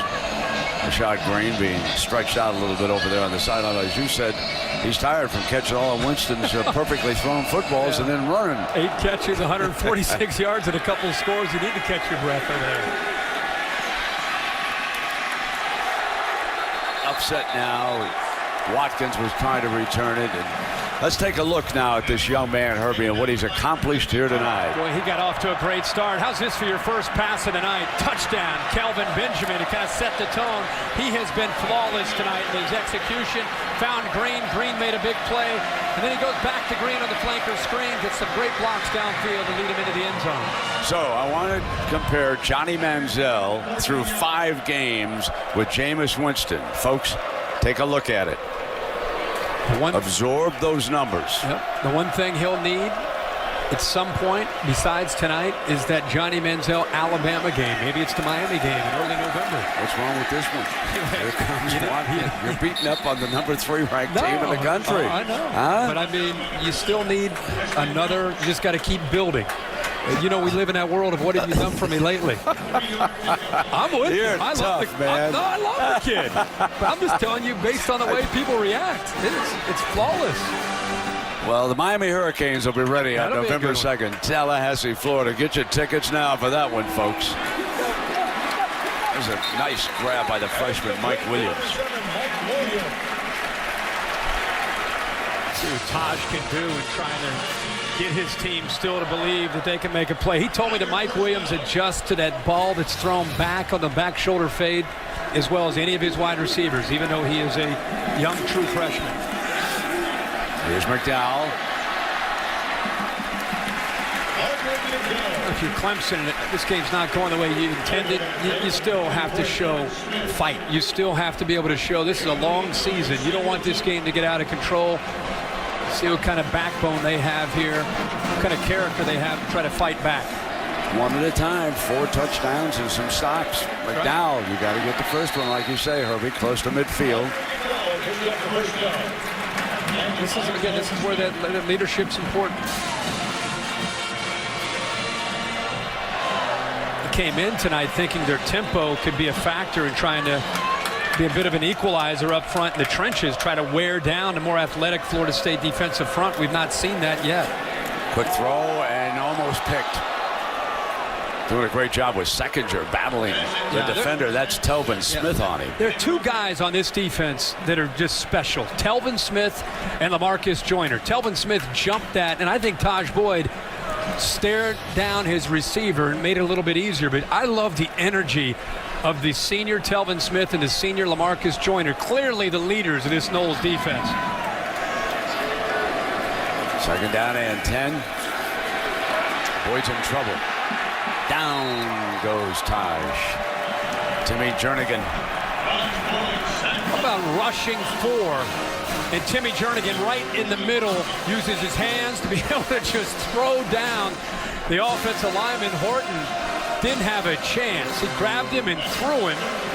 They're rushing 4 and getting pressure like that. Taj Boyd doesn't have a chance to throw the football against the Noles defense. Looking at a 3rd and 17. Middle into traffic, and it was broken up that time by Terrence Brooks. So 4th down, and here comes the punting team. You know, it has been a dozen years since Florida State has come to Clemson, South Carolina, and won a football game. That's right. This series has been dominated recently by the home team. But here tonight, the Noles are well on their way with a 34-7 lead. You and I talked at halftime. This Florida State team, it feels different. This is a really good team with great leadership. The drive, Kenny Shaw back to the 6-yard line. And he found a little bit of a hole. Shaw with a fine return out to the 30-yard line. Speed, quickness, power, and a quarterback who could be very special. What else do you need?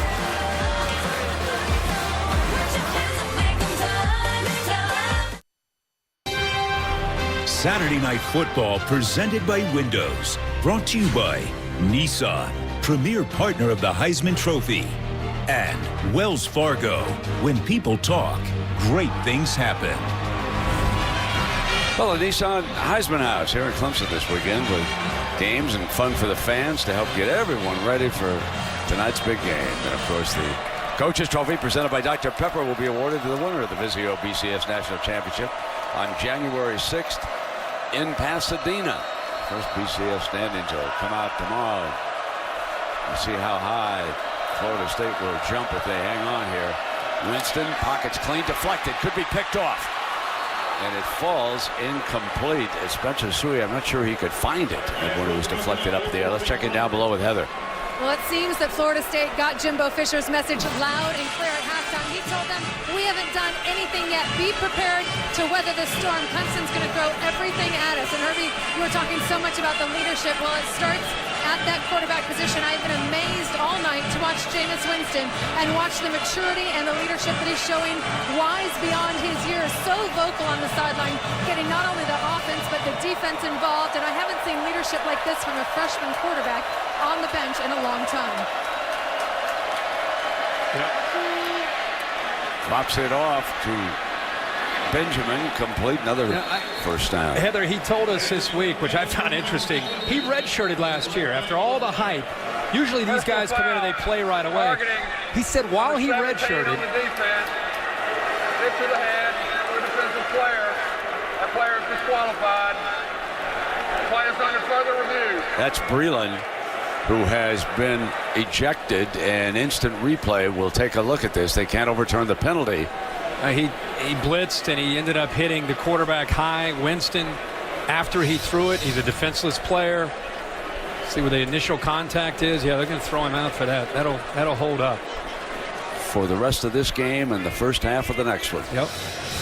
And you could see Winston point to that. I just want to finish that because he told me this week, he said, when I redshirted, I sat behind E.J. Manuel. E.J. was so helpful. I traveled with the team. I absorbed everything. I said, I didn't sit around and pout.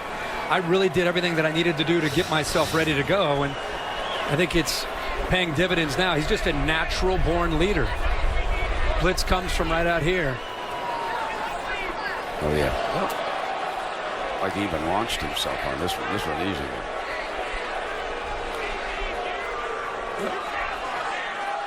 And that's what they're trying to eliminate right there. It is confirmed. Number 17 is disqualified.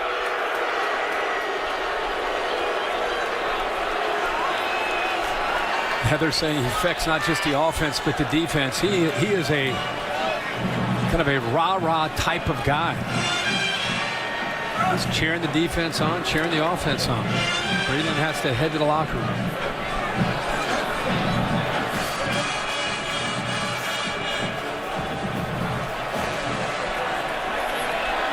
Carlos Williams checks into the backfield for the Noles.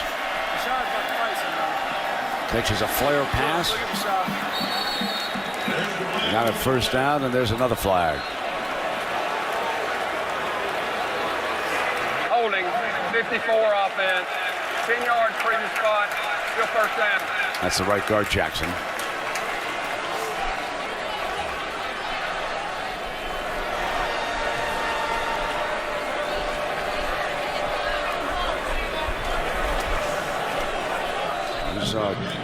Winston right there with the offensive line after that mistake. Not afraid to speak up. Of course, with this big lead, you basically have taken the crowd out of it now.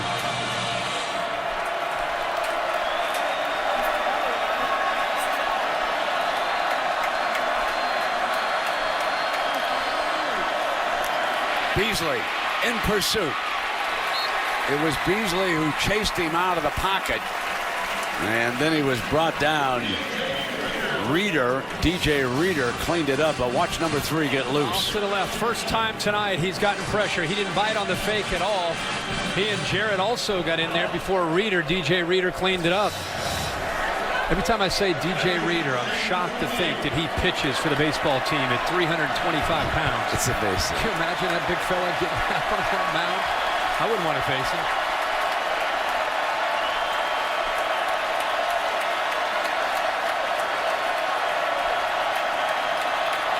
See what the freshman can come up with on 2nd and 28. He's going to get sacked again, and this time he's brought down by Corey Crawford, the junior from Columbus, Georgia. Crawford tonight named captain. There was so much talk about breast cancer awareness in the whole month of October. Tonight, Breast Cancer Awareness Week for Clemson. His mother passed away from breast cancer a couple years ago. He's dedicated this game tonight to her. He's deflected a bunch of passes. That time he got the pressure.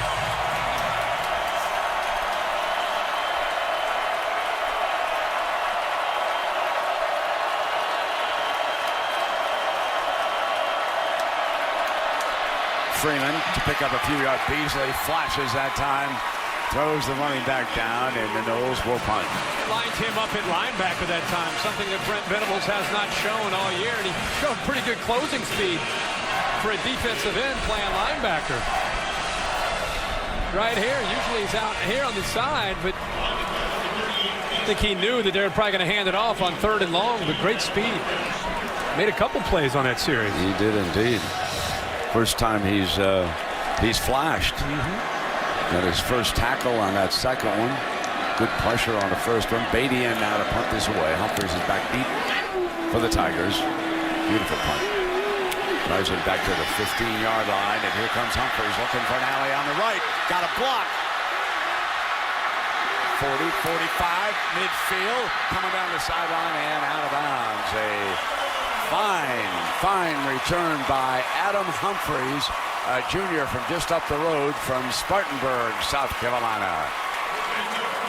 A very good athlete who they have as a slot receiver, back with those sure hands. He makes the first guy miss, picks up a couple good blocks, and now he's just kind of buying his time to try to pick up one more block until he gets down the sidelines. He almost got to the corner and took it to the end zone. Sort of out-punted coverage with a 50-yard punt and a 45-yard return. And McDowell swinging over to the left side. He crosses the 35-yard line for the Tigers. Have not seen this offense get to the perimeter in their running game very much tonight. It might be the second time we've seen them have a little bit of room to the outside. 2nd and 5, swing it, dropped on the outside by Stanton Seconder. I think he started to peek upfield before he secured the football. Watch his eyes. He's looking down the field, and he starts to peek up right before he caught the football. You see where those Florida State defenders were. You got to catch the ball first.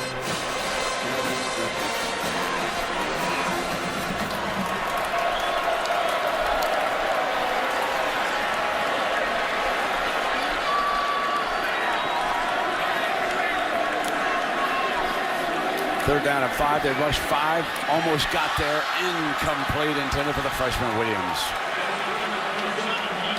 Then Taj Boyd erratic, but because of that pressure with 4, they're closing in on him.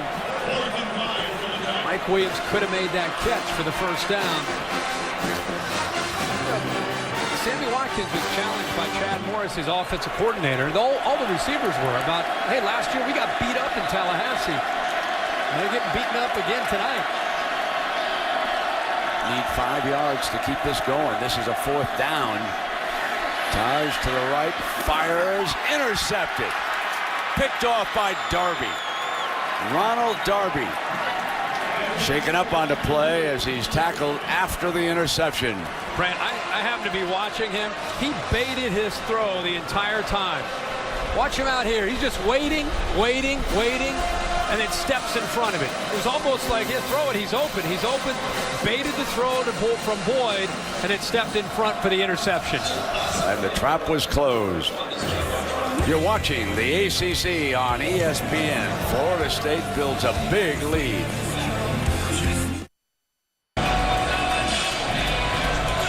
Aerial coverage provided by Goodyear. Everything Goodyear has learned making tires that go the distance inspires what they roll into yours. Goodyear, more driven. Tough night for Taj Boyd, 12 of 30, only 116 yards. Clemson has only 174 total yards here tonight. And Carlos Williams, back in. And, of course, Jameis Winston's parents are very proud of the young man. Antonio and Loretta Winston. Now, Loretta's nickname is J-Boo. That was the nickname she gave Jameis when he was very, very young. The media has tagged on famous Jameis, and I dare say after tonight, Mom, famous is going to be a little more prominent in the headlines than J-Boo. Here comes Winston firing now, complete to O'Leary. And let us check in with Robert Flores. So another one falls. Consider Ole Miss the injuries that have mounted on that side of the ball. That is a heroic effort by Hugh Freeze's bunch tonight. Remember, they went into Austin and whipped up on Texas earlier this season. Winston takes off, tucks the ball away, and he's short of midfield. Suey is there again. Got a flag here. Thrown way back in the backfield by one of the line judges. What is that now? 6 of the top 12? They're going to go down? Number 9 on the defense. I think so. 6 of the top 12. That's 15 yards from the end of the run. Automatic first down. If last week they were calling Shake Up Saturday, I don't know what today is. And you know, when you look at the penalties, they were very one-sided at one time, but now here in the second half, they've gone against Clemson. In terms of turnovers, Clemson's turned the ball over 4 times in this game, resulting in 17 of Florida State's 34 points. And the Tiger attack is bogged down tonight. They don't even have 200 yards, and they've given up 368 to the Noles here tonight. So it's a very, very one-sided game. Freeman back in. Quick strike to the outside. And Rashad Green short of the first down. As a reminder to stay tuned. Let me check that. Kenny Shaw, correct that. 81. Stay tuned now after the game, except for the West Coast, for your late local news from most of these ABC stations. Be sure to turn to ESPN for Sports Center for the highlights of the day in sports. The reigning Heisman Trophy winner, Johnny Manziel, goes down against Auburn today. So that's the second loss that he's suffered. Alabama beating him for the second consecutive year. Winston back, firing, complete. Here's O'Leary battling away. Inside the 10. Powerful run for the young man from South Florida. His grandpa, Jack Nicklaus, going to be proud of this run. Maybe Jack taught him this. It's lowering the shoulder. The big fella. Boom! Right over top of Travis Blanks. Kind of sums up the night for Clemson's defense. Mercy. First down and goal. Florida State with 184 yaks here tonight. Wow. Freeman still churning. Crosses the 5-yard line to the 4. This offense has an offensive line that is physical, receivers that can make plays, and a tight end in Nick O'Leary that can do this. Jack is his grandfather. That's an old school play by a big tight end. He's pretty happy about that one. He's going to love it in the film room, too. Woody Hayes would have loved that. No doubt about that. But they've got a quarterback that's in sync. They got depth in the backfield, receivers making plays in a line. These guys have it all going tonight. Second and goal. Play action. A little bit too high for O'Leary. He wanted him in the back of the end zone. Got it up just a touch high. He figured he earned it. He was trying to feed the little bear. Love the call there. Second down. there's ever a time to try to throw the ball down in here, I think it's on first or second down. The time Florida State's Clemson's linebackers did just enough to be able to get back off of the play action fake to force him to throw it a little bit higher than he intended.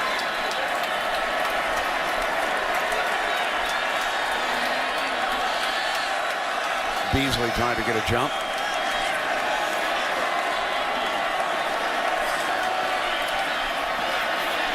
Winston's got an open path. Touchdown, Florida State. Pops likes it. That's my boy.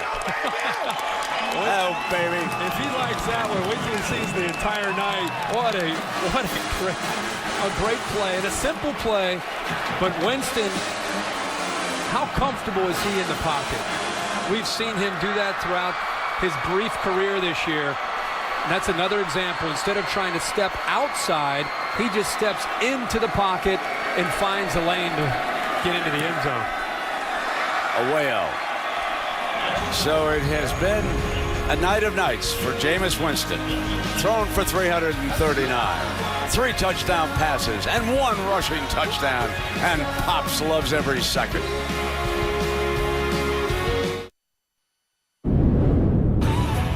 You have to go back to 2001. Chris Ricks, Javon Walker, the receiver. Greg Jones taking over on a 51-yard touchdown midway through the 4th. Bobby Bowden and the Noles beat Terry Bowden and Clemson 41-27 in that Bowden Bowl. And that, folks, is the last time that Florida State has won a game. They've lost 5 in a row here in South Carolina. But famous Jameis Winston is having a night of nights. Johnny Manziel, move over.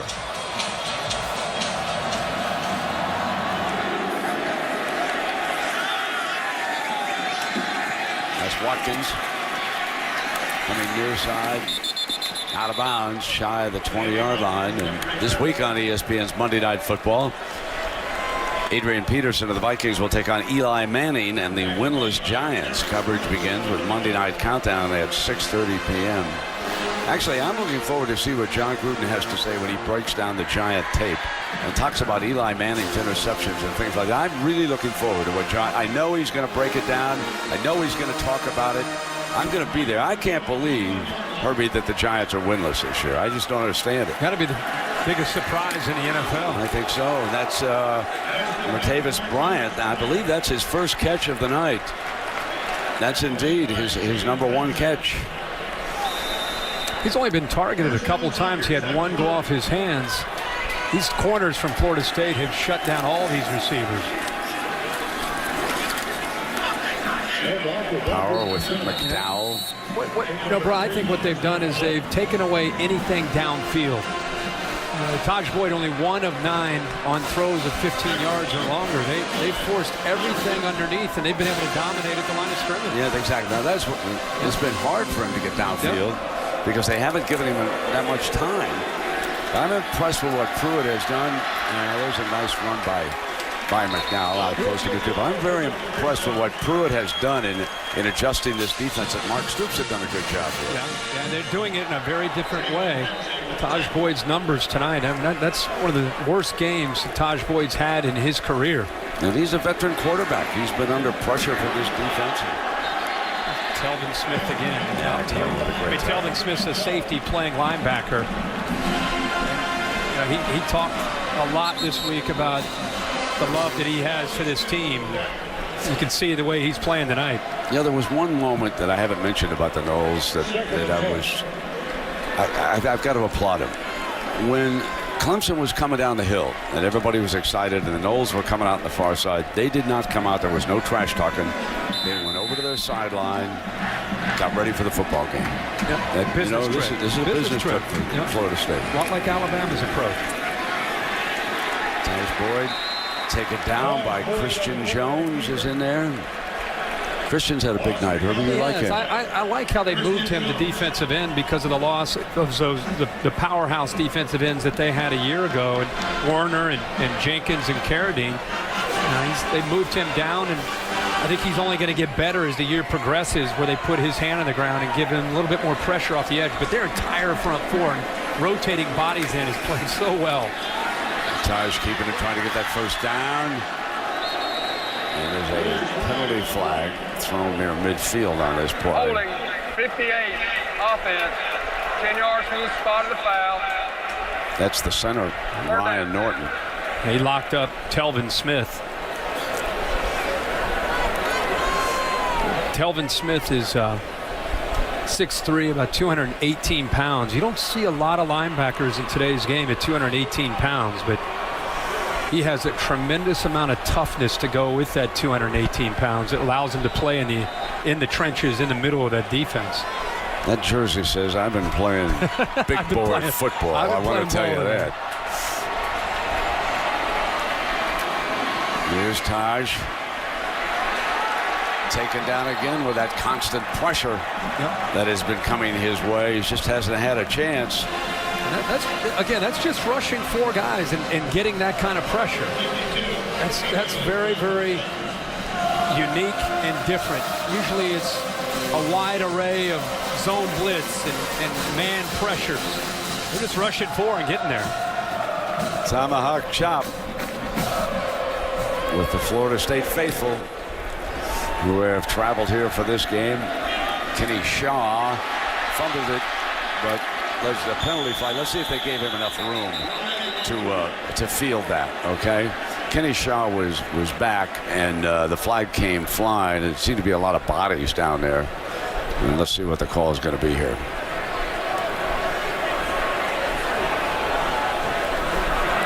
Kick catch interference, number 8, kicking team. People have not seen this, but those 5 offensive linemen, from the very first time we've gone to breaks, the linemen come out. Now the whole offense is out here, but you and I, every time we've gone to a break, we've been amused almost by that approach. It's like the corner that time, coverage, Robinson. These guys are like George Foreman. They just come out and stand. The rest of the offense is over there with Jimbo Fisher. They're out on the field ready to play. Carlos Williams will come in. He'll be the hammer now.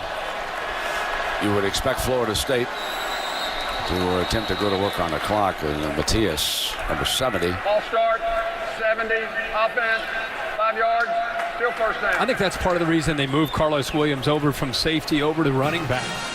It gives him more depth at that position. Freeman, a little bit more of a back that has tremendous quickness, but Wilder with the power, and when he goes down with a concussion, you have Carlos Williams who can step in there and be the similar type of back. And they're going to try Williams, and he's run out of bounds. And of course, our NFL countdown, 10 a.m. Eastern. You get all the latest news, updates from stadiums around the league.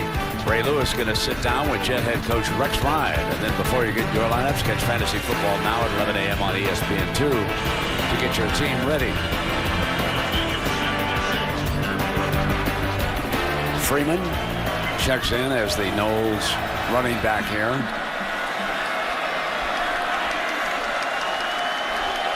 .41-7, final minute of the third quarter. Freeman breaks across Clemson's 40-yard line. There's the difference when Freeman gets to football, and that's what teams in the rest of the ACC are going to have to deal with. That combination of Freeman, whether it's Wilder or Williams, more the power backs, mix in some play action, different formations. It's been a very, very effective package that Jimbo Fisher and his offensive staff have put together for Jameis Winston. You go on the road and average 7 yards a play, you got to feel pretty good about your chances. Here's Freeman. Will attempt to stay in bounds, and he couldn't there at the end. It went out to stop the clock, and a flag comes flying. There is a penalty flag.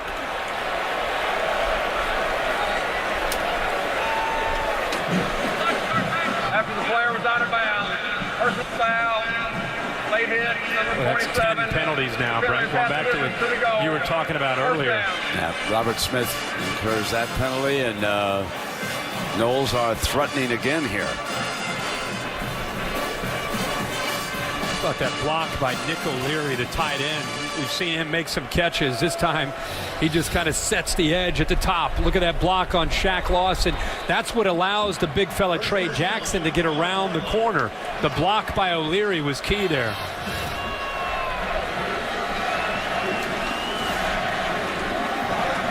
Running off the final seconds here in the third quarter. They'll take a 41-7 lead. And famous Jameis says the fourth quarter belongs to us. We're not finished. Back after this message and a word from your local ABC stations.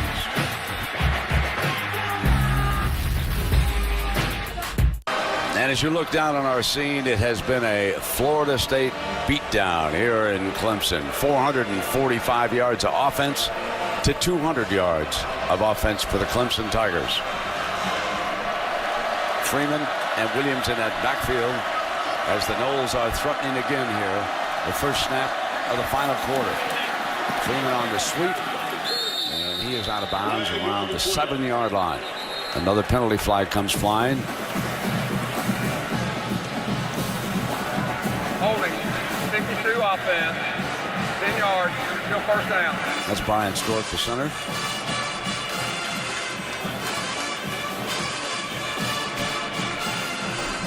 So coach says you're not perfect tonight. You're having a good night, but you weren't perfect.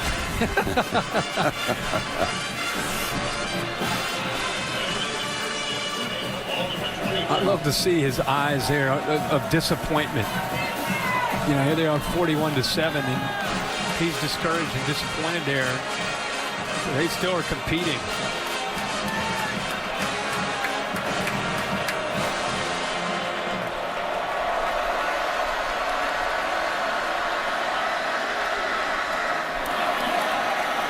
Williams, hard runner to the 15-yard line.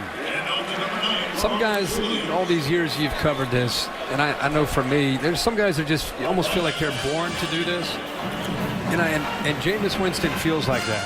He just feels like the bigger the stage, the better he's going to play. Some guys have that, and some guys have to hope to get to that point. Jameis Winston, we saw it in the pregame, and we were showing Clemson come down the hill. We went into the Florida State locker room, and he had a look on his face like, this is why we're here.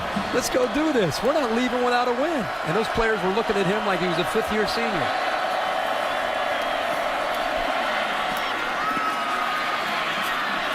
Freeman. Yeah, he's down to the 7-yard line.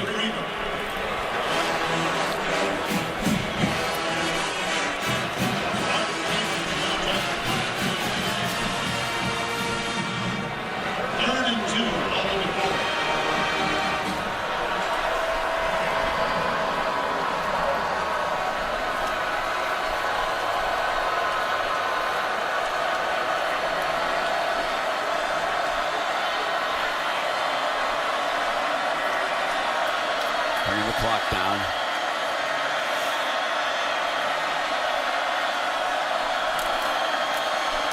Freeman battles for that first down. I think he got the first down there. I was just talking about that pregame. Going back, here he is. First big game on the road.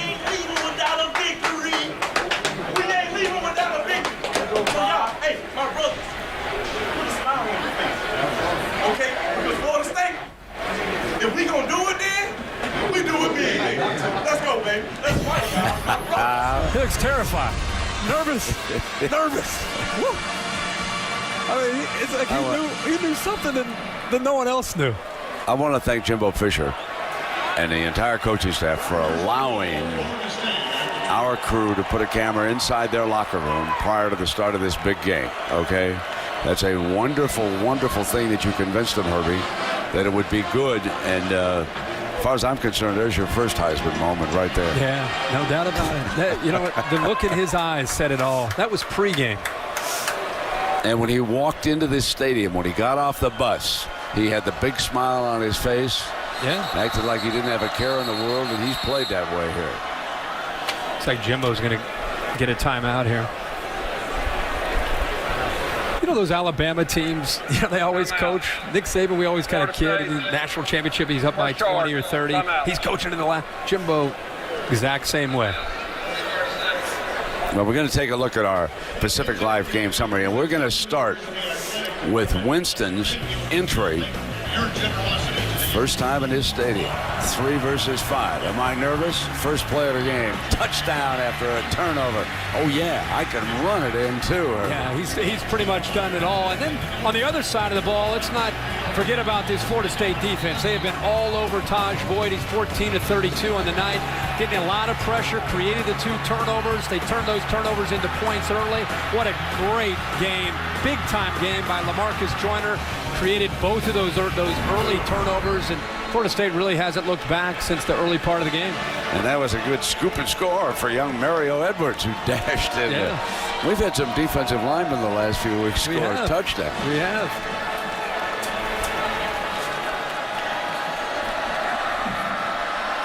First down and goal. Freeman bounces off, spins, powerful run for a touchdown. Brought in a big offensive lineman there, Ira Denson, as an H-back. Big 55 in there. O'Leary getting a push. Freeman never giving up on it. He's quietly had a really consistent night himself. See if he gets the ball across.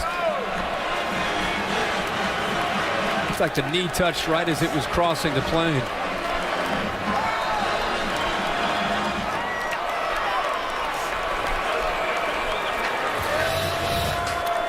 Away-o. And it is 48-7. Number 5. And remember, Florida State was a slight favorite in this game. They're showing they should have been a big favorite.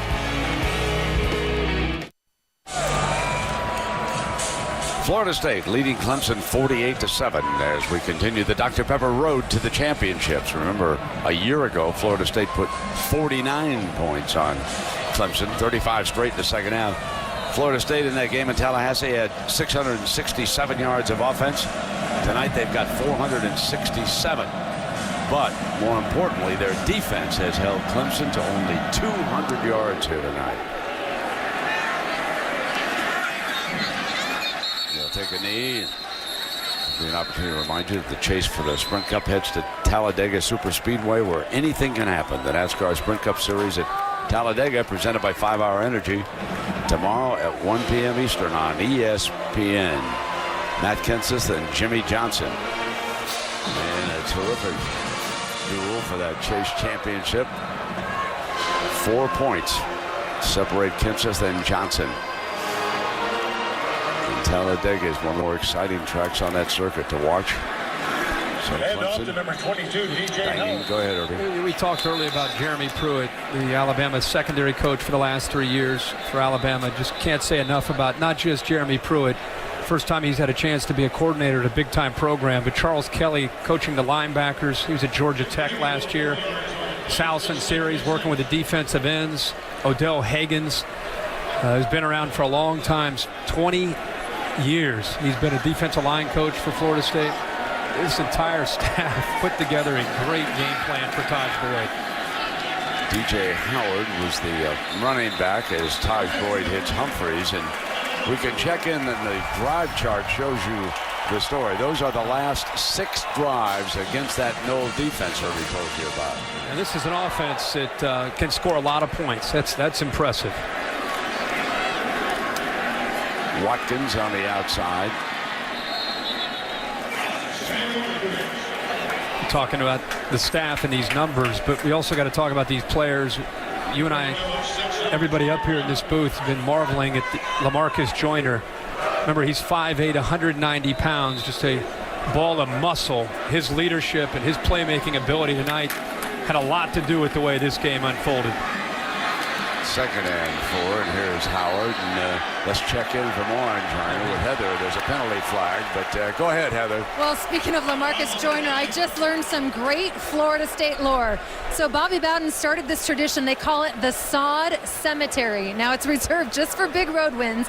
They designated this a sod game. So before the game, they elected a sod captain. Now, ironically, the captain tonight, LaMarcus Joyner. How perfect.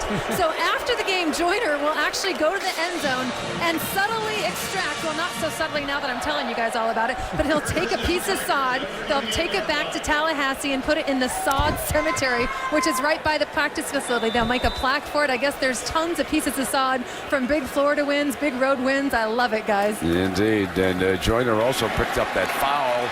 And Howard, who has checked in, busts across the 20-yard line. So DJ Howard, a junior from Lincoln, Alabama, the ball carrier for Clemson. A little foreshadowing by picking him to be the young man who had ended up getting the sod if they had to win. Exactly.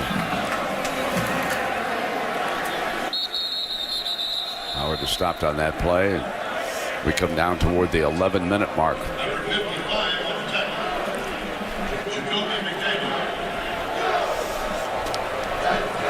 Well, it'll be interesting how they sort out tomorrow. Alabama winning big. You've got Oregon with an early lead on Washington State. And, of course, you've got the Noles primed to jump here. And that battle will begin for the top two spots dropped.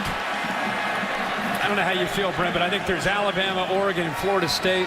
And then there's a significant drop to everybody else as we sit here right now.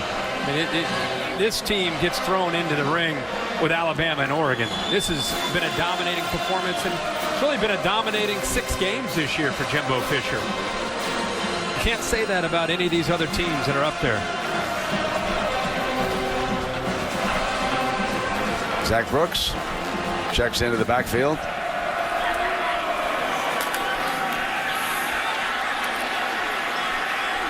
Dancing.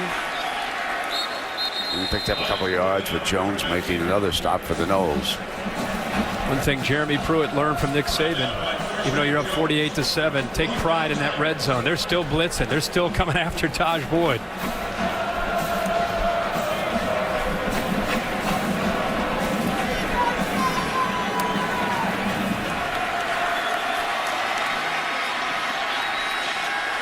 Taj Boyd in a foot race. And it's complete for a first down right along that sideline, and he slipped it into Jordan Leggett's hands.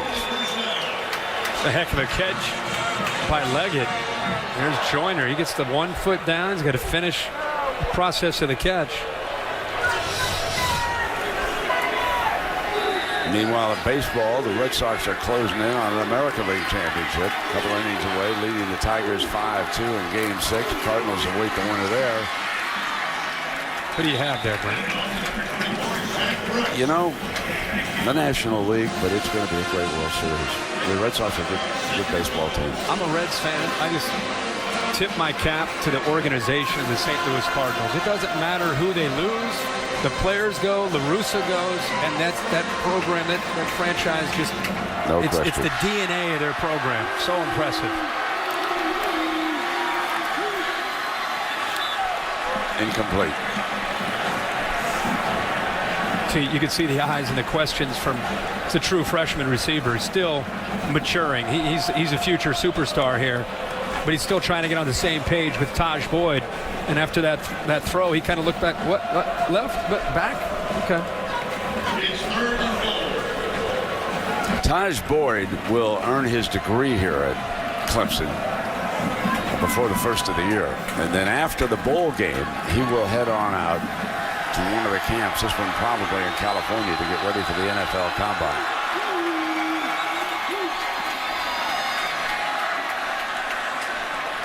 Inside run for Taj, a little short of the goal line.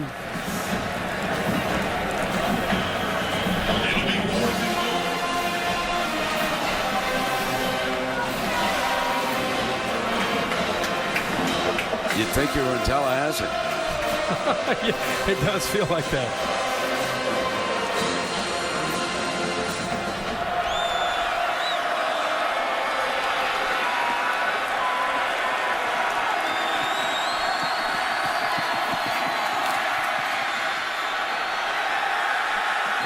Did not want to yield another touchdown, and they stop him at the 1 yard line. And you know who made the play right in the middle of it? Telvin Smith.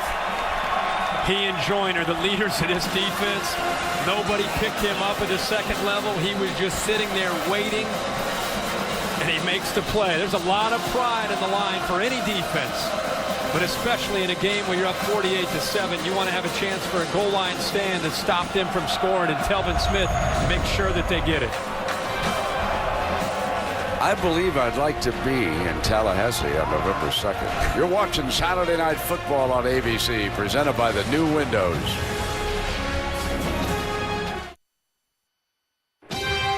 Saturday Night Football presented by Windows. Brought to you by the new Windows, Cadillac, and Silver Star Ultra headlights from Sylvania.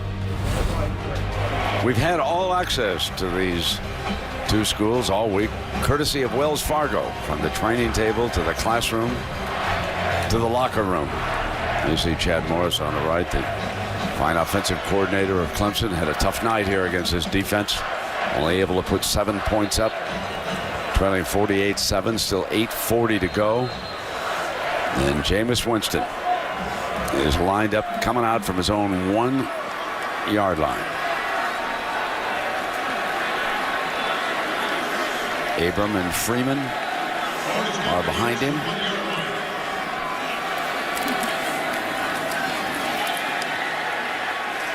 Freeman was close to not getting out, but I think he did.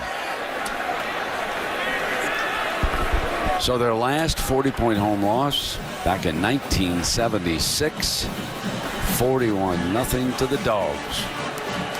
Dabo Swinney wants to make sure that this game doesn't impact him next week and the week after.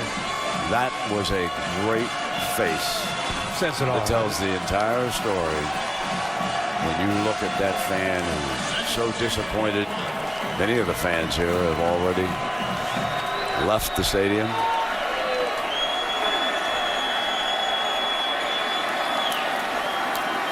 From the end zone, lobs it out. O'Leary wide open. 40.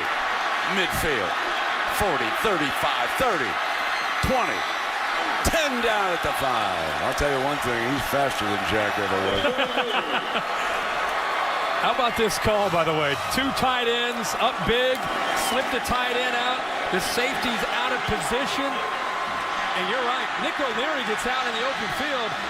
He was highly recruited. Almost every school in the country wanted Nick O'Leary as a tight end out of Dwyer in South Florida. He turns on the Jets. Clemson fortunate to catch up to him. 94 yards. That helps. Before Johnson runs him down. That gets Winston up to 444 yards passing. He said, come on, aren't you going to take me out for a play? You going to make me stay out here? Hopefully they try to get him a touchdown. What a night for O'Leary. He's looking 34. He's saying, you got a free run, my friend. Slide him into the corner. First and goal now for the Noles. Freeman, second down and goal. Of course, you know, you're running into that situation here with 7 minutes to go where there's a lot of fans, Florida State fans, who are saying, you know, let's get some of these guys off the field. You know, we've still got a season ahead of us, and when are we going to rest Winston? When do we get the running backs out? You run into this, the game's over. And you got to be a little bit careful now when you hit the last 6 minutes of a ball game. I'm sure that Winston wants to stay in here.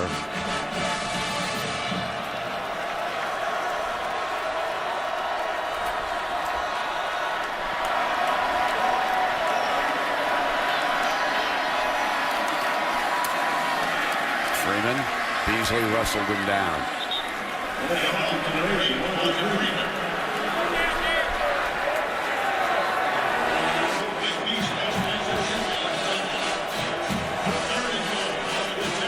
Getting a kick out of Nick O'Leary at the top here. Remember that long run he had? He's not taking any plays off. That was Vic Beasley. He tried to push back. Beasley ends up making a play, but he is gassed and still out there trying to do his job. 94 yards will do that too. Oh, yeah. He's still in recovery mode.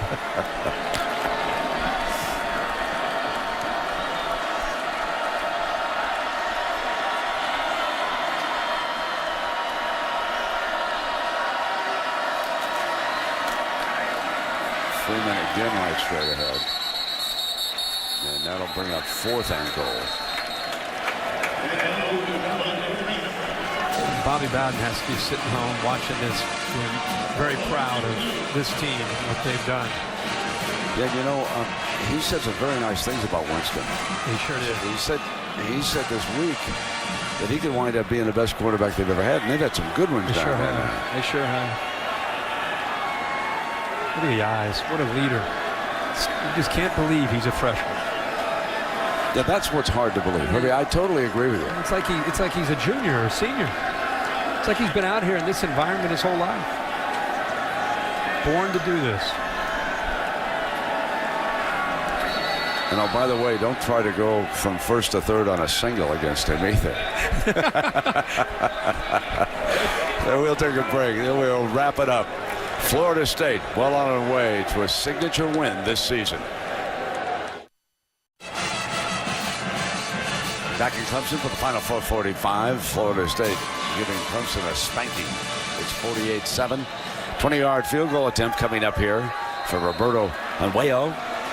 And he's had a good night kicking.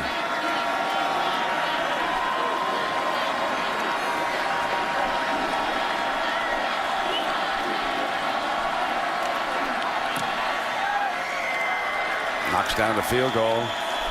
51 points here tonight for Jameis Winston and the Noles. We want to thank everybody from the truck and all of our cameramen and all the folks who helped us with this production here tonight. It's been a grand effort. Nice going, gang.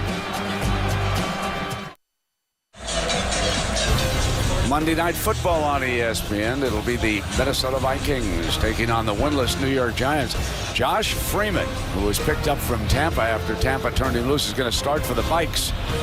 Might want to tune in and see what kind of a new look that team will have. And, of course, the Giants, they'll take any old kind of a win. That's your Monday night, and here's your little pooch. Again fielded on the 20-yard line. They've kept the ball out of the hands of the speedsters, and that was legged again. And let's check in with Robert Flores.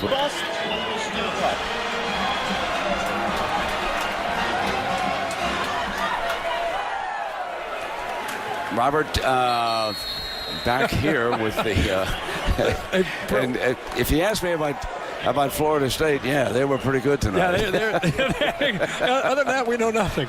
I was listening intently to his update from the West Coast. You know, he did a good job. 2nd down and 5. This is the thing about Jameis Winston that you're gonna really like is his night's over. And he starts to go around and make the rounds with the team. There's O'Leary who had the big touchdown catch. He's like, oh, almost, but he makes his rounds. He goes to all the offensive linemen. There's his fullback. There's his receivers. Makes his way over to some of the big linemen. But he's reaching out, and that's that leadership that is so unique with him. Cole Stout has checked in, so Taj Boyd's night is also over, and a very, very disappointing night for Taj Boyd. And Jameis Winston and the 51 points tonight. That is the most points scored by any opponent at Death Valley. As the Noles come in here, ranked number 5, favored by a field goal, and they put 51 points on the board.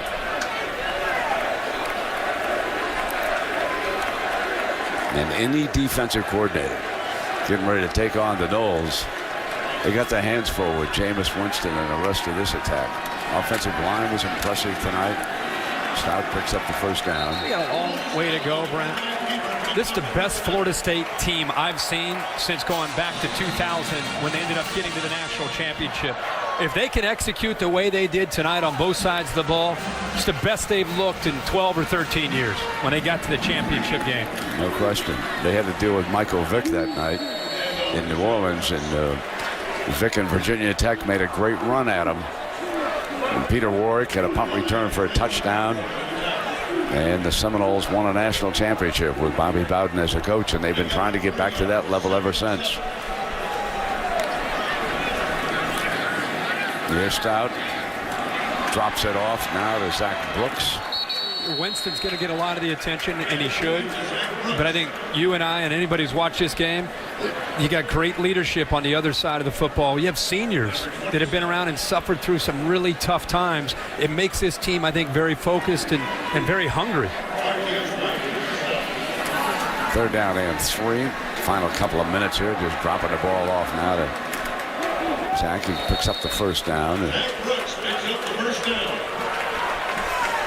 Coming up after the game, stay tuned for the Ford wrap-up with Robert Flores.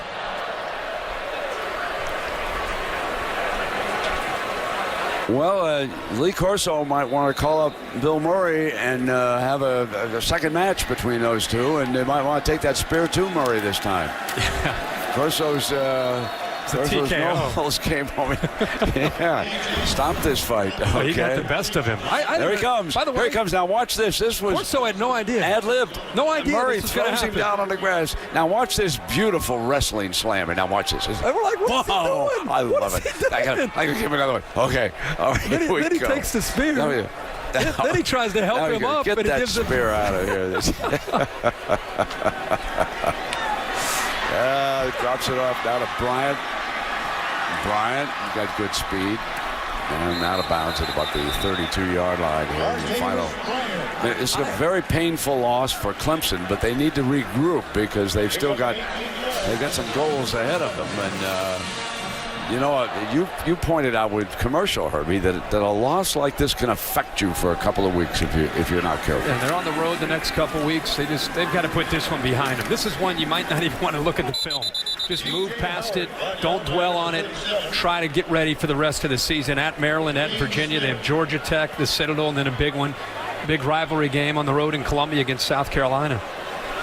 This one stings. I mean, they wanted this big stage, and the last thing they wanted to happen was 51-7. Absolutely. This one probably hurts even a little bit more than the licking that West Virginia gave them down in the Orange Bowl, I believe it was, a couple years ago, because this one's right here in Clemson. Most points an opponent's ever scored in Death Valley. Jameis Winston, the architect for the Noles, the offensive line, and everybody on that team did a terrific job tonight. How ironic that Florida State's next game is North Carolina State, because the next challenge for this team is going to be not to start to believe all the hype. Because here it comes. The hype is coming. Because remember last year they lost in Raleigh when they should have won the game. And Jimbo told us this week that's been part of the growth for this program. So you look at these games, the huge game is November 2nd.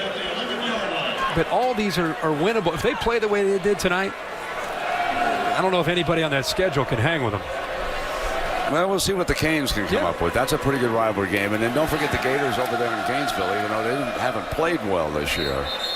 That too. I mean, that could be a trap game over there, all right? I'll take your word for that. I'm just trying to sell some tickets. I got you, Ben. You know Have you seen that Florida State offense? Those are two corners. I was going to crown them as the champions of Florida because I think they could beat Jacksonville. Just kidding, folks. I understand. No college team can beat any UCF. I got it. UCF. Very good football team. They might become your UCF automatic qualifier that gets in. Big win over Louisville. Judge O'Leary, fine football coach there. Deflected. Northrup in on the ball. Did a good job. That's Reggie Northrup, and he's a sophomore from Jacksonville. Yeah, the Jimbo Fisher's challenge will be keep this team angry, keep them hungry, keep them humble. It's a great win. Pat them on the back. Get ready for the next one. Stay angry if I'm Florida State. Bryant up in the air. Final 29 seconds. And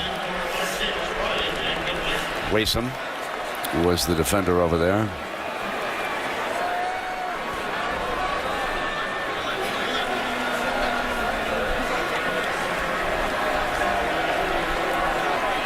You have a lot of backups in the game. The Noles are still they're yelling from the sidelines about trying to keep them out of the end zone.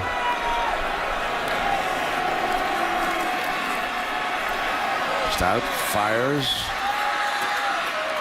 And they did keep him out. That was Hopper, the receiver. They can still get a first down without having to score. It's not 4th and goal. It was 17-0 when Clemson scored. Made it 17-7. And the Tigers haven't been able to score since. Again, over 30-some unanswered points, just like a year ago in Tallahassee. Stout dives for that end zone, battles his way in.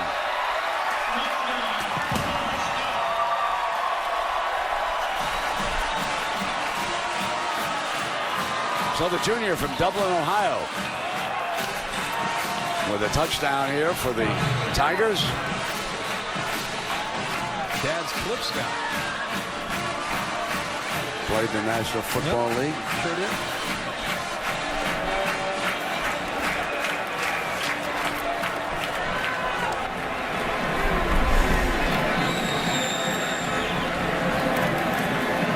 Catanzaro knocks in the extra point. All right, 10 a.m. tomorrow, Sunday NFL Countdown. Get ready for all the day's games, the stories around the league. Ray Lewis will sit down with Jets head coach Rex Ryan, who was once his defensive coordinator. Then you can set your lineups, catch fantasy football, 11 a.m. ESPN2. Get your team ready. How many of you have got one Peyton Manning on your fantasy team? What a game, huh?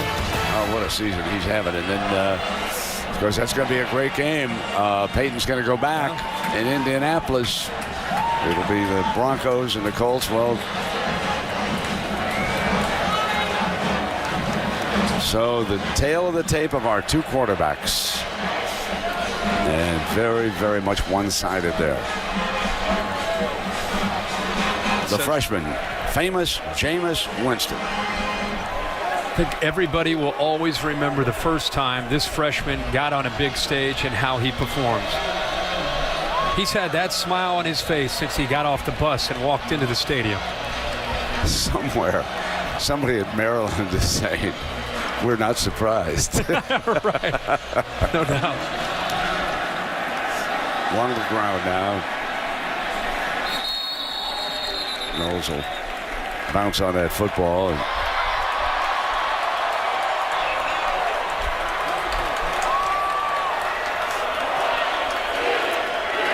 great team effort. yes, it was. Jameis Winston will get a lot of the attention, but a great team effort. The 2 weeks to prepare. Jeremy Pruitt can't say enough about those defenders. They should be proud. Telvin Smith, he did step up.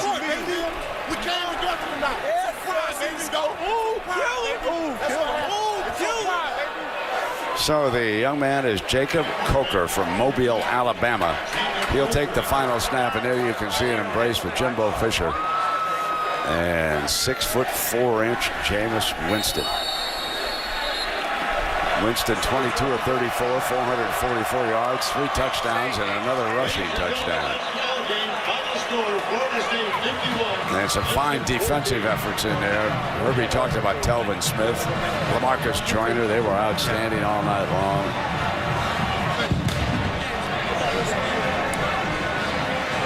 Jameis Winston told me this week, as a team, they want to bring that swag back, that Florida State swag. A pretty good step tonight. Let's check in down below with Heather Cox and the winning coach.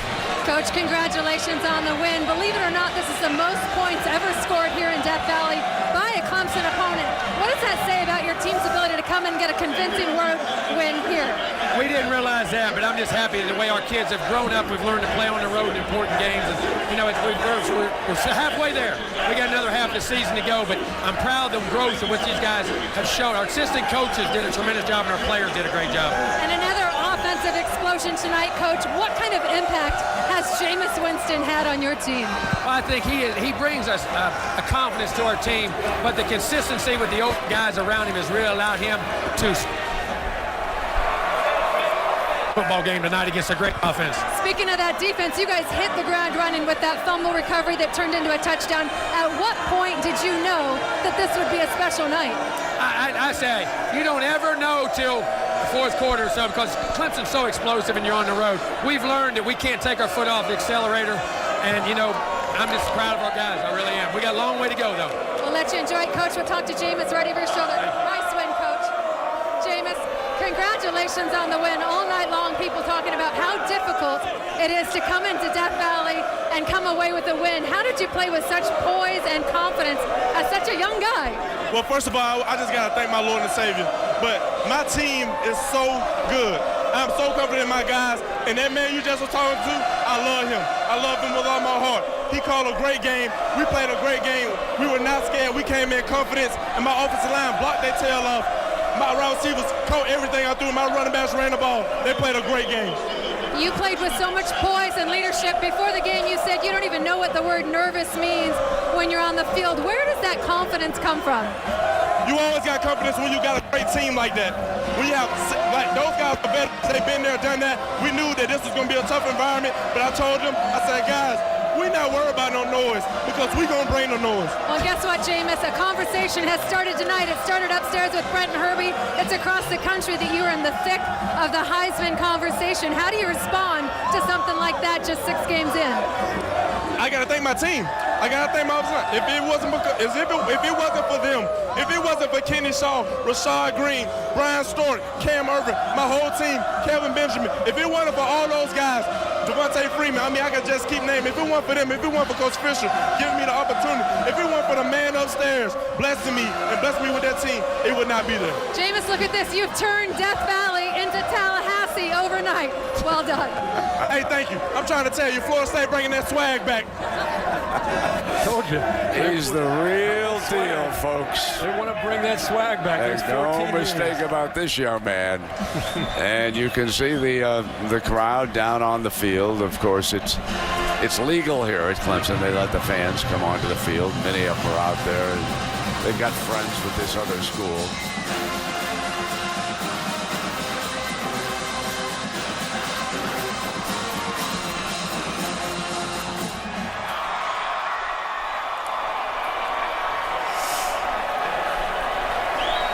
Yes, indeed, Herbie. He did bring the noise here tonight. Bring the noise, and that swag he's talking about is referring to those 14 years when Bobby Bowden had the Knowles rolling, and when they took the field, there was an aura. He's trying to create that aura, he and his teammates. What I love, Brent, is it's about him. He's deflecting. It's about my receivers. It's about my line. It's about my running backs. It's about my coach. Love to hear that from a young quarterback. He was 22 of 34 for 441 yards. He threw for 3 touchdowns, and he ran for a 4th. And he also had the 1 interception, which you could say was about his only mistake of the night. He's looking for his parents. Searching for mom and dad. They're trying to get to it. Now he's got him. 51-14's our final. It was all Florida State. So now it is time for the Ford wrap-up, and what a day this has been in college football. We want to go to Robert Flores, and he'll tell you all about the shakeup. Indeed, it was Shake-Up Saturday. So long, everybody.